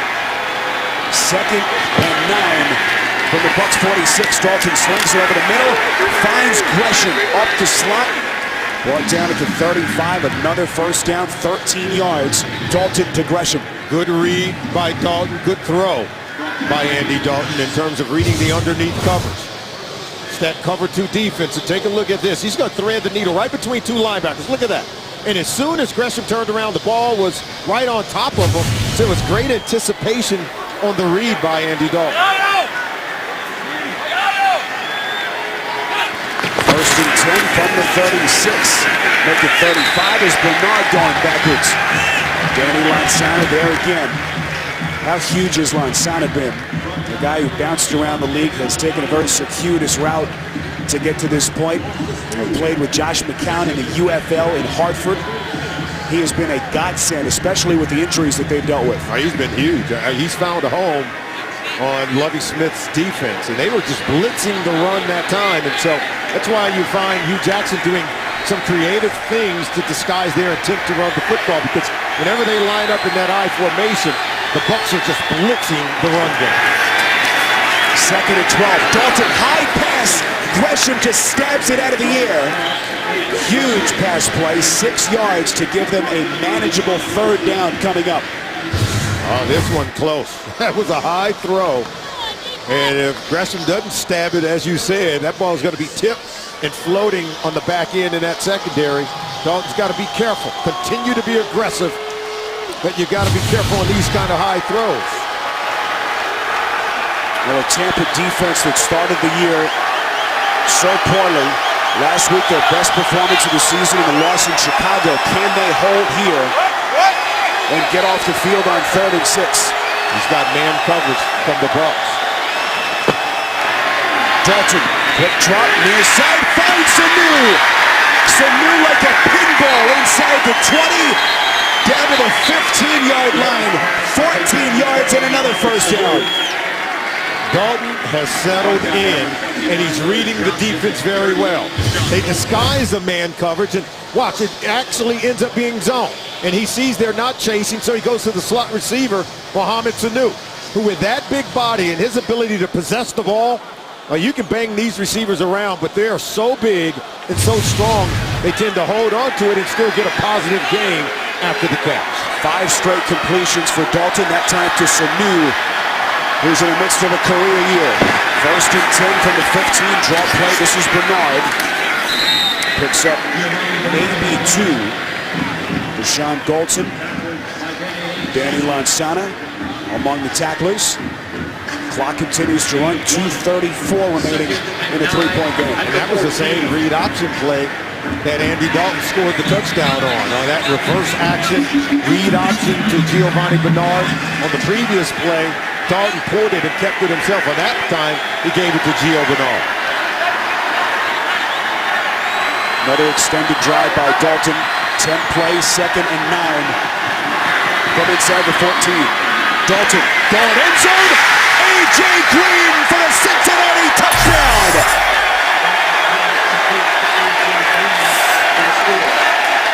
13-yard strike, and Cincinnati takes its first lead. Leonard Johnson in coverage. In critical moments, always think players, not plays. Get the ball over the top. Man-to-man coverage against Leonard Johnson, and there is a nice throw. Whatever was in that bottle that they gave to that drink to Andy Dalton, boy, did it rehydrate and re-energize their quarterback. Played very well on that drive. Green had the career-high 12 receptions last week. His 5th touchdown of the season, as Nugent's point after is good. So Dalton putting the 3 picks behind him, at least for the moment.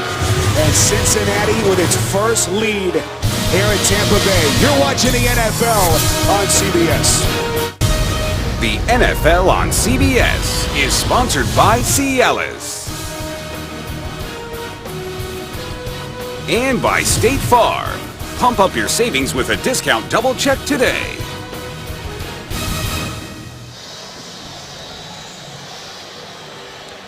Aerial coverage of today's game being provided by MetLife.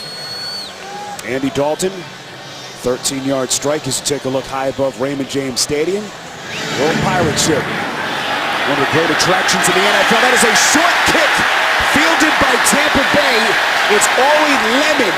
Did it go 10 yards? I don't think it did. Penalty marker comes in right at the line of scrimmage from right where the football was kicked. Tampa Bay staying very alert. Doesn't have to go 10 in order for the return team to recover it. Offside. Number 52 of the kicking team. The 5-yard penalty will be enforced from the end of the run. First down, Tampa Bay. Wow, they'll get the ball even closer to the goal line. See, now the ball doesn't have to travel 10 yards for the return team to recover it. Does have to travel 10 for the kickoff team to recover it. But after being offsides, Lemon's able to come down and get it. What an alert play by Lemon, making the start today at linebacker for the injured Levante David, as Nugent trying to catch him off guard, but Lemon was ready. Yeah, he was ready, and he attacked the football. What you have to do if you're going to play on that front line on the kick return team. So 14-10 Bengals, if you've just joined us, their first lead today. Second straight week that Tampa Bay has blown a 10-0 lead.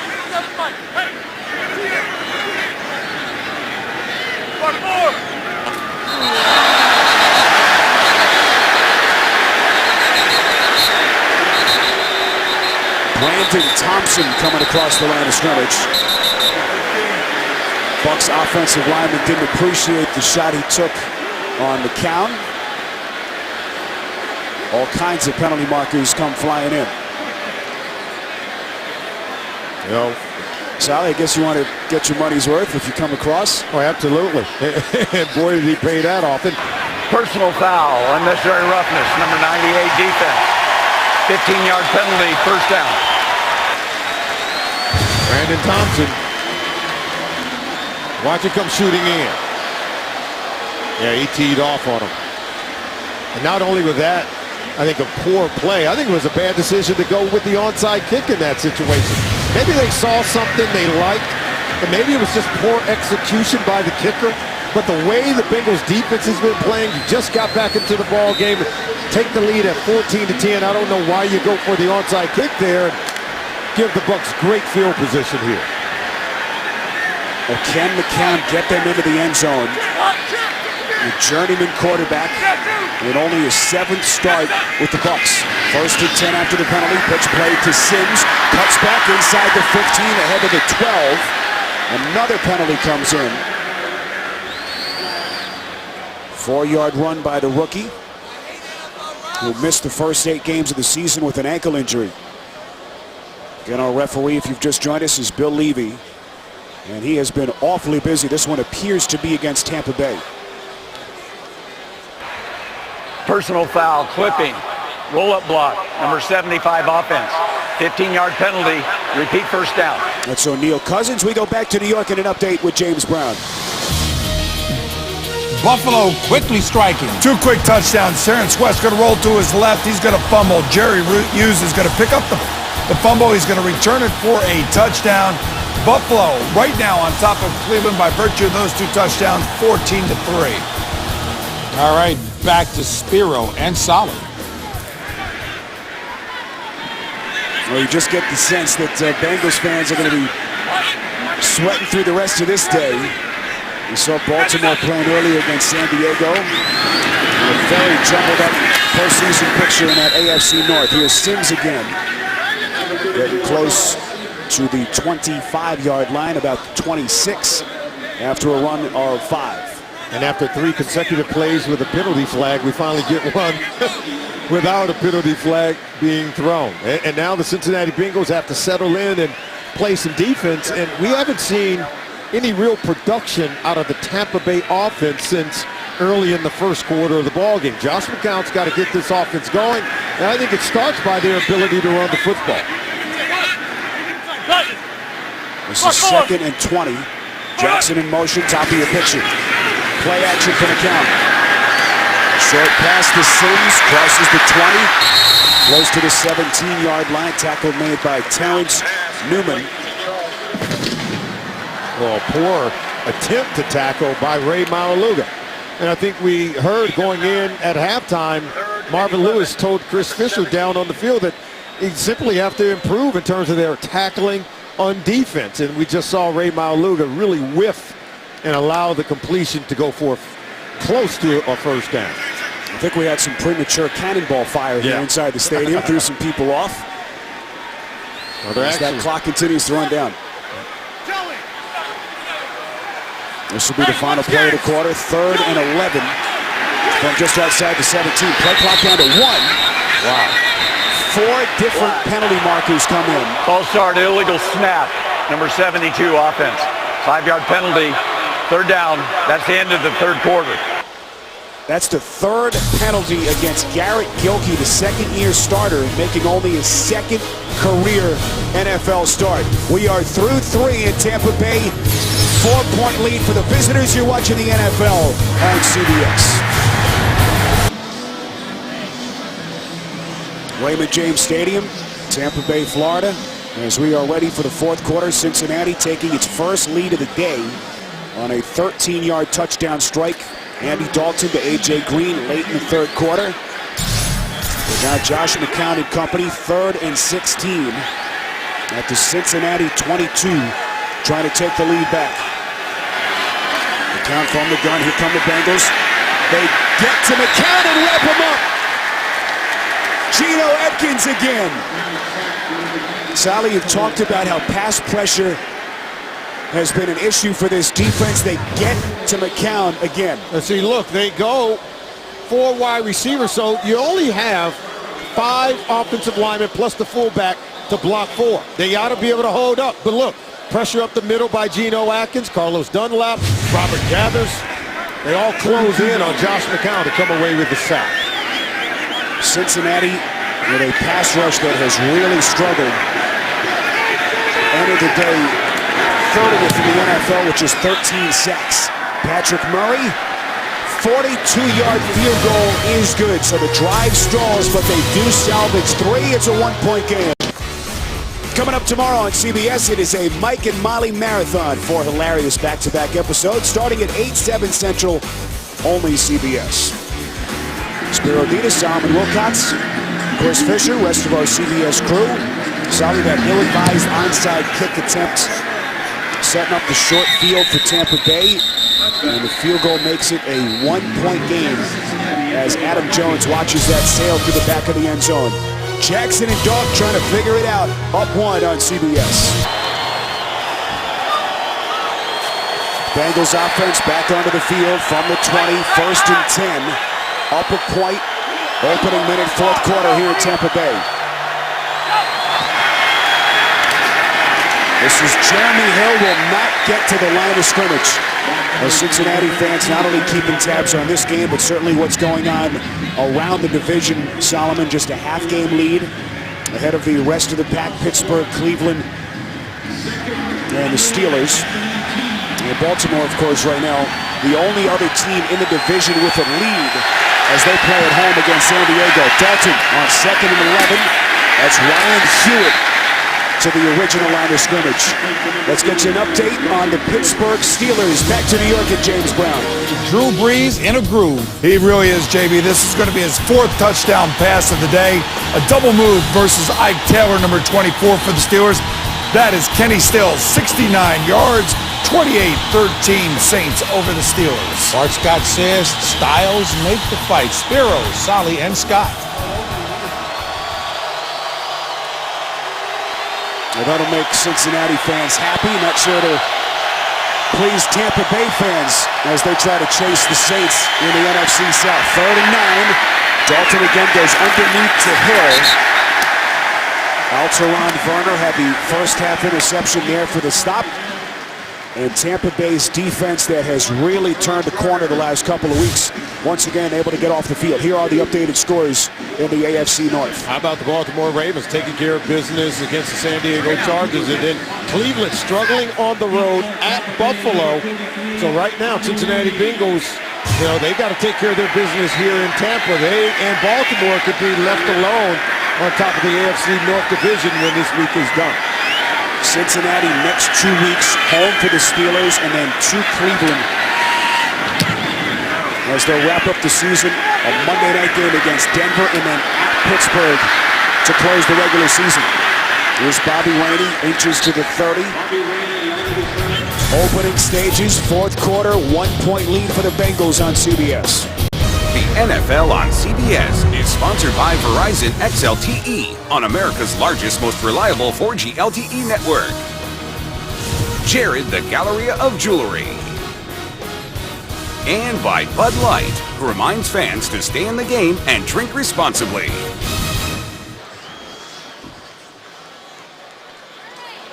Georgetown Brenner Field, spring training home of the New York Yankees, literally across the street from where we are here at Raymond James Stadium. 14-13, 1-point lead for the Bengals.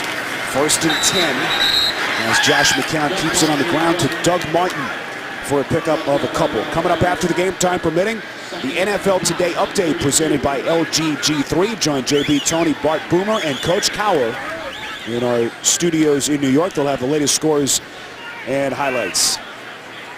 What a unique dynamic to this game. We've told you about where Cincinnati sits atop the AFC North, but Tampa Bay at 2-9, incredibly just 2 games out of first place in the NFC South and still alive in the division. 4 wide receivers in the game for Tampa. Second and 9. McCown under pressure. Little shovel pass. What a play by McCown to elude the sack. Somehow gets it to Martin, and they pick up 3 yards of the play. Lemur on the tackle. Whenever they've gone 4 wides, they've had a difficult time protecting McCown. And you can see pressure provided by Wallace Gilberry knifing in underneath. But these 5 offensive linemen find it very difficult to keep the front 4 of the Cincinnati Bengals off their quarterback. Lemur being looked at has to come off the field. You see how the Bucs have struggled today, just 1 for 7 on third down. 3rd and 6. Low snap again. McCown has to pick it up in a hop, gets it away. It is caught by Evans, but he is out of bounds. An unbelievable effort by McCown. Evans just ran out of real estate. This is just McCown saying, I'm going to give my guy, who's 6'5", a shot down the field. And look at that, so close. Even that one left foot had already been out of bounds and on the chalk. But what an effort by Mike Evans, showing you that he's a talented first-round pick. Wow. Told you about Evan Dietrich Smith, their usual starting center, out today due to illness. Garrett Gilkey has struggled. 3 penalties and a couple of bad snaps. Charlie, that has been another big storyline in this game. A rare fair catch signaled by Adam Jones. First one in a long time. Gives it back to the Bengals when we come back. Cincinnati Bengals, half-game lead atop the AFC North. Trying to escape Tampa Bay with a road win, which would be their 3rd straight in 3 weeks away from home. Giovanni Bernard with a pickup of a couple, tackle made by Bradley McDougald. Thursday Night Football returns Thursday. Tony Romo and the Cowboys trying to bounce back from that loss the other night. We'll take on the Bears, 2 of the iconic franchises in prime time. Thursday Night Football, 8 Eastern, live on NFL Network on Thursday. Tony Romo, Jay Cutler. Cutler has had better days solid in Chicago. It's been a long year for him. Both teams are desperate for a win. 2nd and 7, Bernard again. Returning last week from that 3-game absence due to hip and clavicle issues. Michael Johnson, a longtime member of the Bengals, on the tackle. And the Bucs right now doing a really good job of taking away the Cincinnati Bengals run game. That's putting more pressure on Marvin Lewis and his quarterback Andy Dalton to have to make plays. Now on 3rd down, you got to go in and convert it. So, you know, you're going to trust Andy Dalton to make the right decision of where to go with the football, then throw it accurately.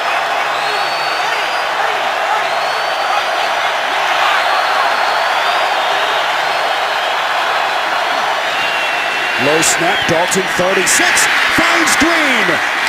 Crossing pattern, Green ahead to the 40. There is a penalty flag behind the play. 13 yards, but it may be coming back. Pass interference. Number 18, offense. 10-yard penalty. Repeat third down. We're going to say A.J. Green used his hands to separate from coverage. He certainly made a very nice move to get open. You see him in the slot. Watch him separate right there.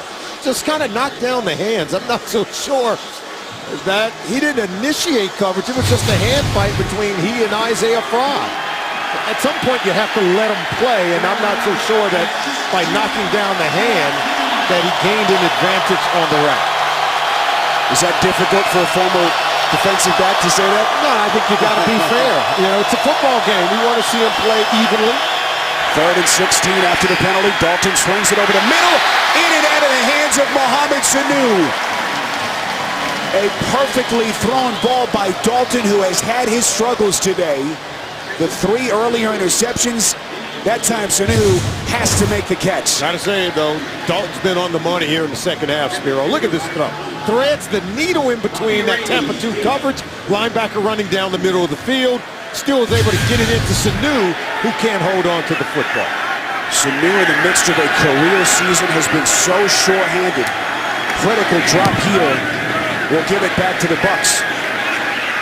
Bobby Rainey backpedaling, he's going to play it from the 22. Makes a couple of guys miss. Rainey out past the 40. Run out of bounds at the 44-yard line. Another penalty flag behind the play. A 59-yard punt by Huber. 20 yards on the return from Rainey. This will be the 17th penalty flag of the game. Bill Levy has been awfully busy today. During the return, illegal block in the back. Number 24 of the receiving team. 10-yard penalty. First down, Tampa. Timeout. Well, there is no 24 from Tampa, but take our word for it. Someone penalized on their side. Stay with us. The NFL on CBS is sponsored by Kelly Blue Book. Find out what you should pay for your next new car at KBB.com. And by Subway Restaurants. Get your own big hot pastrami melt at Subway.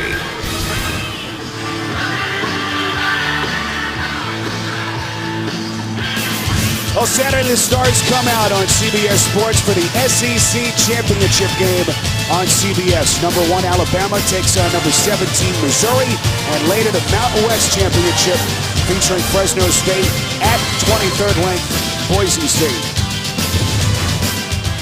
Alabama big winner yesterday against Auburn. And the highest scoring Iron Bowl ever. Well, who wants to win this game? Tampa Bay offensively back onto the field down to 8:23 left in the fourth. Number 70, offense. 5-yard penalty, first down. And the parade of penalty markers continues. Again, here are the updated out-of-town scores in the AFC North. Baltimore, solidly the only other team right now in front. Yeah, you can see Cleveland struggling, Pittsburgh struggling against New Orleans. And for those fans in the NFC South division, if you're a Tampa Bay Buccaneers fan, need to get a win here to keep pace with the New Orleans Saints. Well, the Saints right now controlling the Pittsburgh Steelers on the road.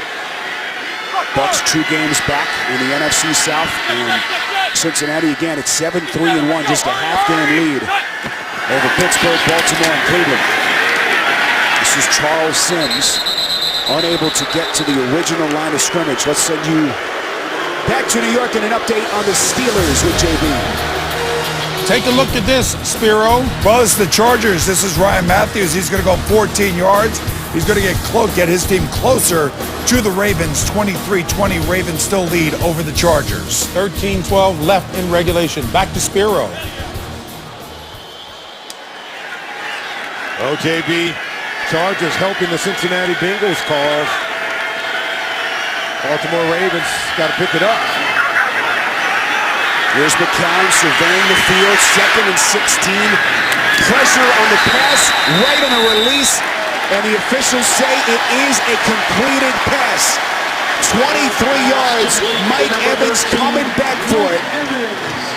Only his 2nd reception, Solomon, on the afternoon. I don't know how Josh McCown throws this ball. He throws it off his back foot, but watch Mike Evans. He'll go dig it out and is able to keep this ball from hitting the turf. Just an excellent route and an even better catch. leading candidate for the NFL's Offensive Rookie of the Year in what has been Cincinnati. a fantastic rookie season for Evans. Timeout. As Tampa Bay will burn a timeout. Take a look at the throw by McCown. Off his back foot, evading pressure. That's why the ball floated. But he at least hung it up enough for Mike Evans to drive his way back to the football. Wallace Gilberry and Chase to the quarterback. And that ball just fluttered until Mike Evans could haul it in. Well, Week 13 continues later today on CBS, and for some of you on Fox. Big one coming up between Arizona and Atlanta. Later tonight, Sunday Night Football on NBC, and tomorrow, Monday Night Football on ESPN. Jets and the Dolphins at 8:30 Eastern Time. So Josh McCown, Sally, the prototype journeyman quarterback, missing a number of games earlier in the season with a fractured thumb. Has been hardened by all the disappointment. What a huge home win this would be if he could somehow get them by Cincinnati. 1st and 10. McCown over the middle. Incomplete. That was a great play by the free safety, George Iloka. He's able to cut off this route. And I nearly thought he would have an interception. But take a look at it. He's going to come here after the crossing route comes from the other side. He's able to cut it off. I thought he was going to nearly jump the route and intercept it. But take a look at him cutting off the route. It's just a really good read from center field. Iloka having a Pro Bowl caliber season, among the best cover safeties in the NFL. He leads the league, in fact, in passer rating against on balls in his area. Another sack for Cincinnati. Wallace Gilberry. Another penalty marker coming in. Thrown beyond the line of scrimmage with exactly 7 minutes remaining. Illegal use of the hands to the face, number 23 defense. 5-yard penalty, automatic first down. Terrence Newman working at the bottom of the screen against the receiver. They caught him using the hands. Right here. Hands to the face. Wow, this is... Is that enough for the penalty, Solomon? Apparently so. Apparently so. Boy, there have been some tough defensive penalties against Cincinnati and against the Bucs, for that matter, that have really hurt them. Automatic first down as they mark it outside the 36. Hurry, son! Still anyone's game with 6 and change remaining. This is Sims. As Marcus Arroyo Solomon, the interim offensive coordinator, trying to come up with the right mixture of plays here. Again, Jeff Tedford, who was supposed to be their offensive coordinator, having to take a leave before the season even began. They have had every kind of obstacle you can imagine. That, the injuries, and here they are with a chance to stay alive incredibly in that division. And today they're playing without their talented center and Evan Dietrich Smith.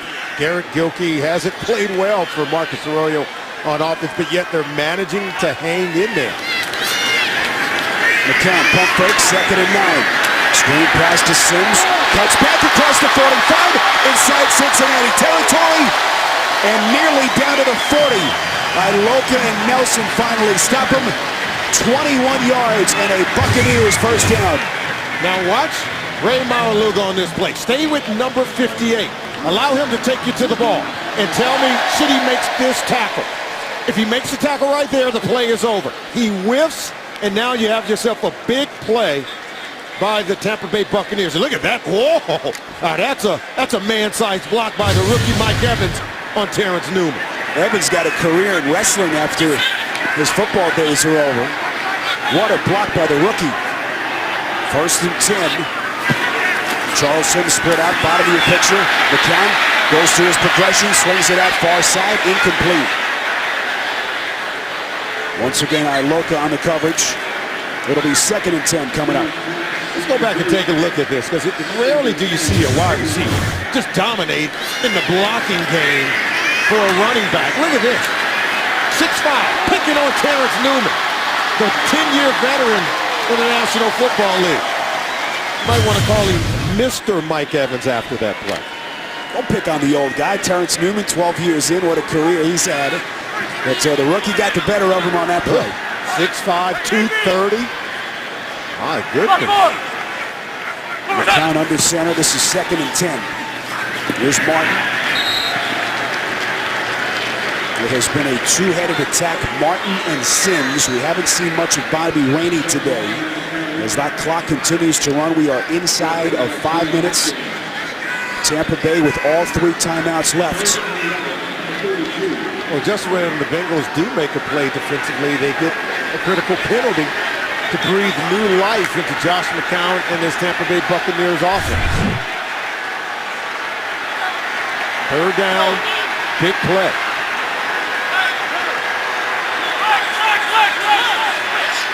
McCown audibilizes. 3rd and 11. Bengals coming. McCown's pass batted at the line of scrimmage. It appeared to be Dunlap who had his big mitts on it. He does have big mitts at 6'6", 275. He gets into the throwing lane of Josh McCown. Watch number 96 rotate and then rise up right there, getting a hand on the ball on a critical 3rd down play, forcing the potential punt for Tampa. What a play by Dunlap, the 5th-year defensive end out of Florida. On the same field today as his ex-teammate Michael Johnson, who he is still very close with. As it looks like Tampa Bay unable to get it before it entered the end zone, it will be a touchback.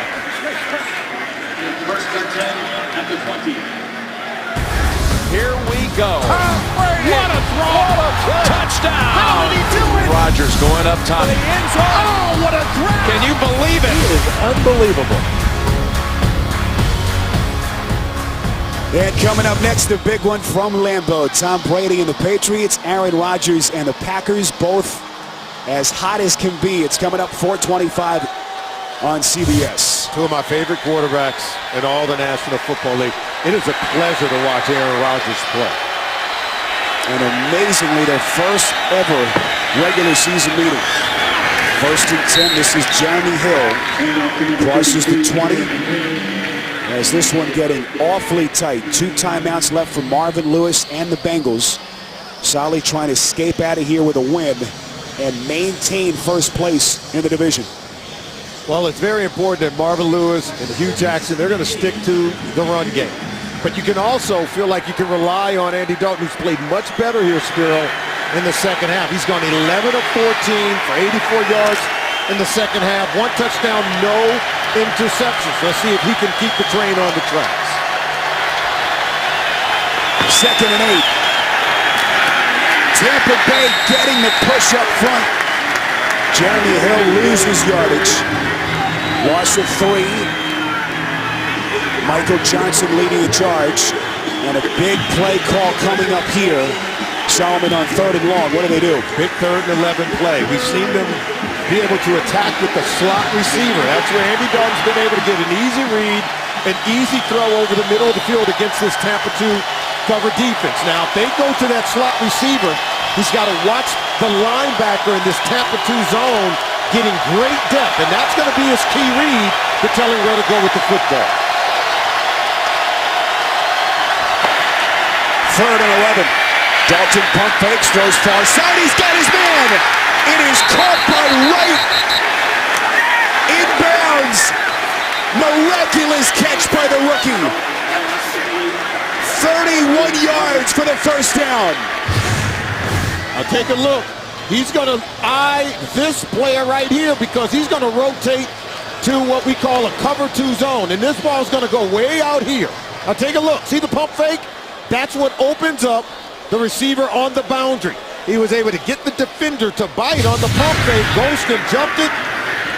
Andy Dalton made an excellent throw. James Wright, the leading receiver today. 3 catches, 59 yards. Here's Hill. He's got some daylight. Inside the 40 for the 1st down run of a dozen. Tackled by Goldson. So Solly, a couple of rookies trying to put this game on ice. James Wright and Jeremy Hill. Andy Dalton making critical decisions and a really good throw. Now take a look at this one.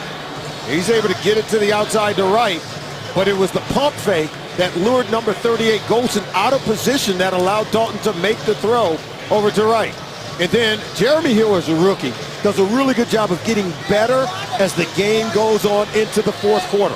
We've already seen him become the workhorse in this offense. Tough yards on the inside against really good defenses. And this run showed us exactly how he can play when the offense is asking him to fuel the rushing attack. And those are two players, Sally, that played together at LSU. James Wright, 7th round pick. Jeremy Hill, who the Bengals took in the 2nd round. What a moment for those two, as Cincinnati maintaining the 1-point lead. Dalton is showing he's much improved in the second half of this game, shaking off the ills of the first half. Down to 2 timeouts. This is Hill again, unable to find the edge. Danny Lansana, Mason Foster combining on the tackle. As Tampa Bay will burn its 2nd timeout, still the 2-minute warning and 1 more remaining as Lovie Smith and Marvin Lewis continue the chess match. Now coming up Saturday, the season premiere of NCAA basketball on CBS. Frank Kaminsky and number 2 Wisconsin against in-state rival Marquette. Great way to start it all on the road to the Final Four on CBS Sports. Raymond James Stadium, sun starts to set in beautiful Tampa Bay. Temperatures in the low 70s in what has been certainly an ugly game at times, but ultra competitive. 2 teams amazingly with a lot to play for. We know about the Bengals, but how about the Bucs at the bottom of the NFC South? But Solomon, they need a defensive hold right here as they get Hill for a minimal gain. And now Lovie Smith will burn his final timeout. It's good use of the timeout to go ahead and get a stop here on 3rd 11. Now, they've done a really good job of blitzing the run game. Do you go ahead and blitz an Andy Dalton and leave your corners in man-to-man coverage? Or do you play your cover Tampa 2 zone? And on that last 3rd down play, Andy Dalton was able to manipulate the zone and still pick up the 1st down. So I think he's going to rely on his front 4, Gerald McCoy, William Golston, Hakeem Spence, Michael Johnson, to create pressure on Dalton with a 4-man rush and play your Tampa 2 zone defense. Well, the big pass play to the rookie James Wright a moment ago also came on a 3rd and 11 play. They gained 30. What does Hugh Jackson dial up here with 2:14 remaining? Tampa Bay out of timeouts.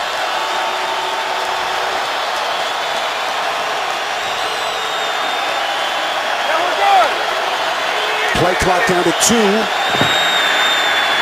Play action from Dalton. Pump fakes, under pressure, throws on a run, out of bounds. And it will be 4th and 11. It's just a 1-man route. And look, over here to, look, that's Mohamed Sanu. They try to get the double move. They're trying to work Jonathan Banks. He didn't bite on it. It was a 1-man route. And because he didn't bite, that play was dead in the water, Spiro. Banks had the first of 3 interceptions thrown by Dalton early in this game. In fact, on the first play from scrimmage. And so that time, Dalton not taking any chances.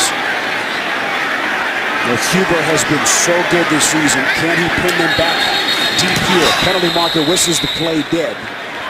Prior to the snap, delay a game, offense, 5-yard penalty, 4th down. Critical penalty because he's so good at punting.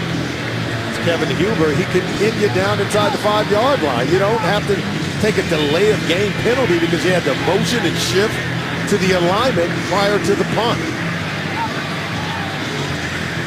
Well, it's all set up for Josh McCown, a season that has been as frustrating as any. In his previous 11 years, the injuries, the mountain losses, it's all set up for him here. He can put a lot of that behind him if he can somehow lead Tampa Bay to a win. Bobby Rainey signals fair catch. And this one will take a Bucs bounce into the end zone.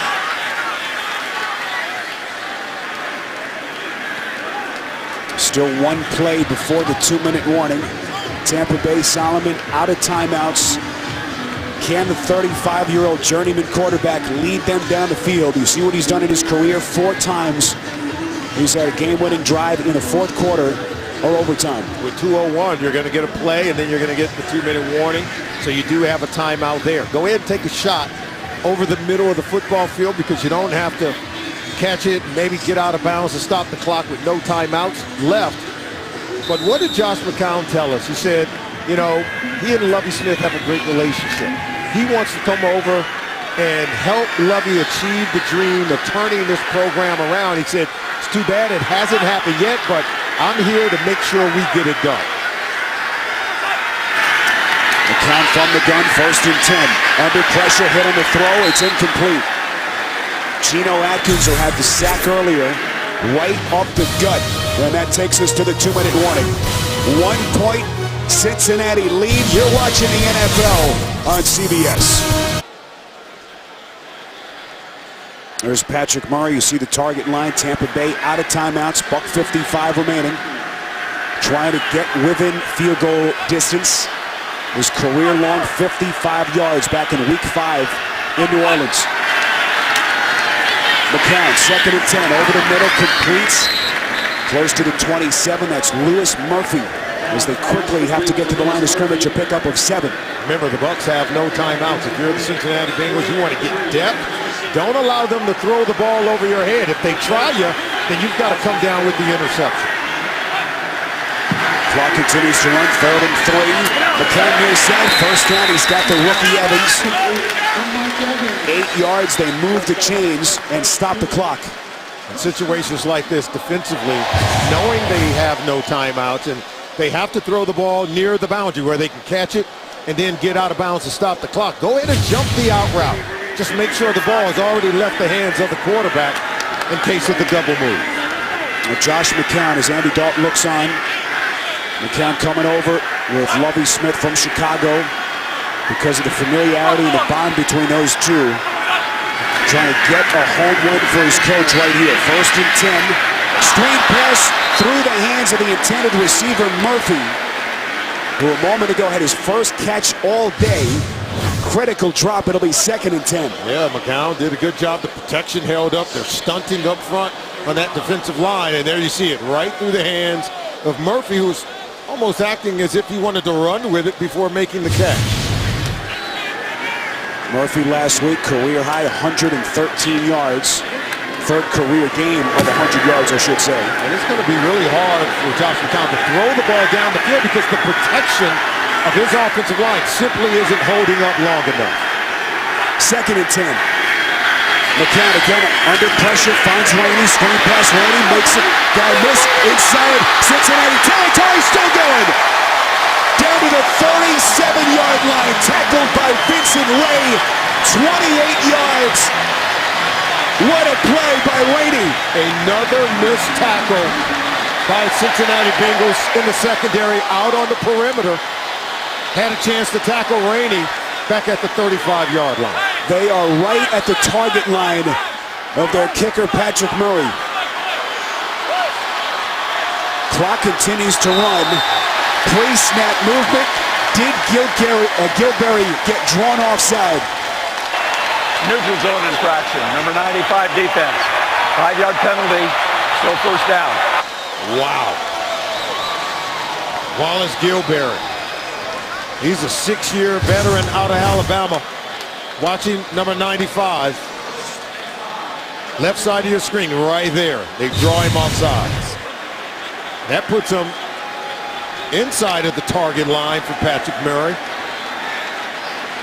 Right now, it would be a 49-yard attempt. Murray's career long is 55. 1st and 5, they mark it outside the 31. Here's Rainey. Gonna have to hurry back to the line of scrimmage. They're out of timeouts. Another penalty marker thrown. That stops the clock. 38 seconds. Holding. Number 72 offense. 10-yard penalty. Repeat 1st down. Solomon, the 4th penalty against Garrett Gilkey. Updated look at the division in the NFC. South Carolina beaten today in Minnesota. Good news for Tampa Bay. Started the day just 2 games off the pace in that division. An improbable postseason berth. Still very much alive if they can win this game. Out of timeouts, 1st and 15. McCown feels the pressure, takes a shot. Going far side, end zone for Evans, incomplete. Adam Jones with him step for step.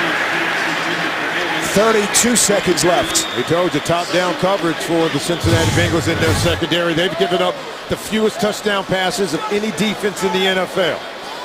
The protection does hold up. He gets it off, but good coverage on the back end by Adam Jones. Sally, where do you go here? 2nd and 15, no timeouts. No timeouts. I think you go over the middle of the football field somehow, but you've got to be careful if you're McCown. Allow the receiver to get the quick catch and run and maybe break a tackle to make a play. 2nd and 15. McCown has time over the middle, finds his man Murphy. Down to the 20-yard line.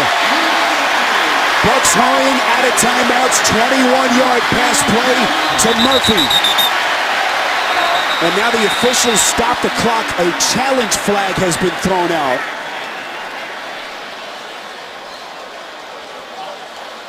Can't throw it here. What's the call? Not sure why they stopped the clock.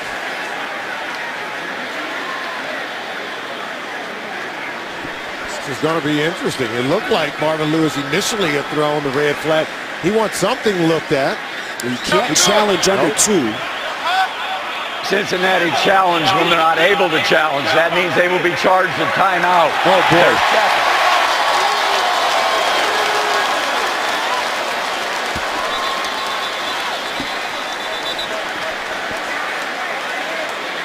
Marvin Lewis, I believe, Sally, is saying that they had 12 men on the field. Yeah, that's what he's asking them to take a look at it. So perhaps trying to get the attention of the officials, but you can't challenge inside of 2 minutes. And there's the nice double move right there, masked up against the linebacker. We said that Tampa can make a play going over the middle of the field. The protection did hold up for Josh McCown. You can see Lewis plays under review. Came open. Now, what play? They said the play is under review, but what portion of the play is going to be under review? So it seems as if Marvin Lewis pleaded his case, and he's going to get the officials to go under the hood to look at something. We think they're going to look to see how many men were on the field for the Bucks. Unbelievable. If that challenge flag isn't thrown, which, by the way, you can't be thrown inside of 2, I'm not sure they go back to this replay, as Tampa Bay was right on top of the football getting ready to snap. There's 12 guys here. Let's go ahead and look. 1, 2, 3, 4, 5, 6, 7, 8, 9, 10, 11, and that's going to be 12. Marvin Lewis got himself something there. You know, he sits on the competition committee. He knows the rules as well as anyone. He got their attention by throwing the flag. Now, even though he can't challenge it, it's illegal to challenge it, he still has a right to get the officials' mindset and say, okay, let's take a look at it. Let's bring in our officiating expert, Mike Carey, to navigate us through here. Yeah, so this is an interesting one. Solomon, you're right on point. This is a great challenge by Cincinnati because it stops the game. It only costs them a timeout, which what they had to lose. And what it does is it guarantees a review. A year ago, this would have been a foul and not able to be reviewed. So now that it is reviewed, they'll catch 12 men, move the ball back 5 yards, and they get another snap, and they're out of field goal range. What a great play by Cincinnati. Hey, Mike, got to ask you. Lewis is on top of that one. Yeah, Mike, got to ask you a question. It goes back to that Thanksgiving Day game 1 year ago in Detroit. And remember, they challenged it illegally. And then I know this offseason they made an amendment to that rule. That's correct, and that it prevented a coach's challenge that was in error from preventing a review. And this is it, right on point. It's able to be reviewed. It's going to save Cincinnati a long game that they would have lost. Moves the ball back 5 yards and probably challenges their field goal position. So a 21-yard pass play appears to be coming back. Take a look at the far side of the field at the top of the screen there. You see Marvin Lewis throwing the flag there. And now he's going to he's getting in front of the official saying, look, I threw the flag. Tampa Bay had 12 players on offense when they ran the last play. 5-yard penalty will be from the previous spot, from the 41 back to the 46-yard line. It'll be second down over with the timer put 26 seconds on the game clock. Cincinnati is still charged a timeout for challenging. Excellent job by Marvin Lewis. He knew the rules. He knew he was taking a chance there, but what else could you have done there, Spiro? Given the fact that they're going to be deep inside your territory to kick a game-winning field goal with their position precariously hanging in the balance. First place in the AFC North Division. Wow, what a play by Marvin Lewis. Tampa Bay was well within field goal range. Now they're out, as Marvin Lewis has given his team a chance to hold on to this lead. What a play by the 12-year head coach. Negates the 21-yard pass to Murphy. And now what does Marcus Arroyo have dialed up here on 2nd and 20? Again, keep in mind, no timeouts left for Tampa Bay. 26 seconds remaining. The target line is the 36 for the Bucs.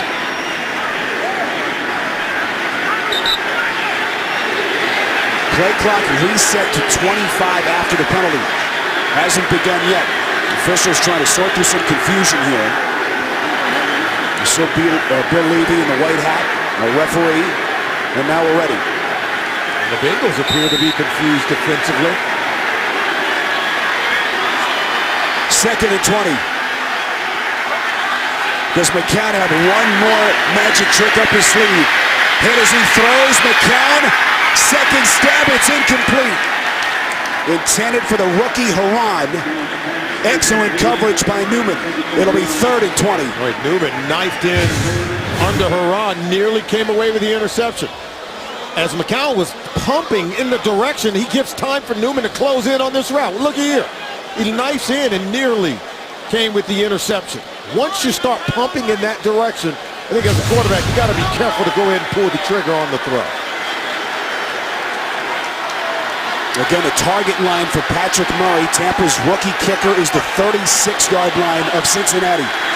Bucs out of timeouts, 3rd and 20. Here's McCown, flushed out, throws on a run, near side, nearly picked, incomplete. Reggie Nelson was there. And it'll come down to a 4th and 20 play for Tampa Bay. Now pressure as they flush McCown out to his right. He's able to get outside the pocket. Now watch Nelson knife in underneath this one. All he's got to do is catch it. He's got himself an interception. He came a long way on this play. Bengals secondary is playing one well of a game today. They could do a better job tackling, but it's going to come down to this final play. 12 seconds remaining on 4th and 20. 4th and 20, it comes down to this. McCown steps up in the pocket, looks down the field, over the middle, it is caught. Evans is going to be short of the first down. They don't have time. There is 1 second on the game clock. Leon Hall on the tackle. And why did the clock stop? He was tackled in the field of play.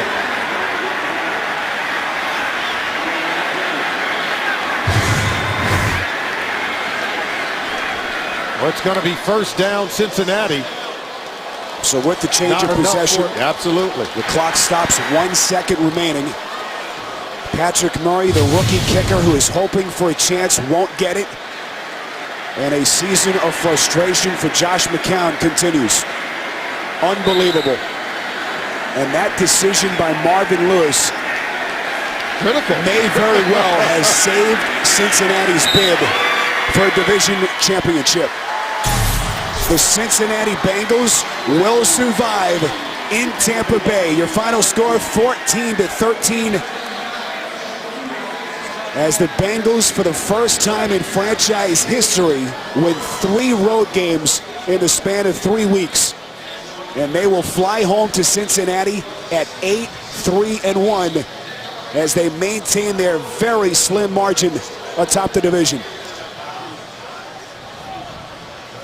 And meantime, Tampa Bay falling now to 2-10 at the bottom of the NFC South. Final score 14-13 coming up next. Game 2 of our doubleheader.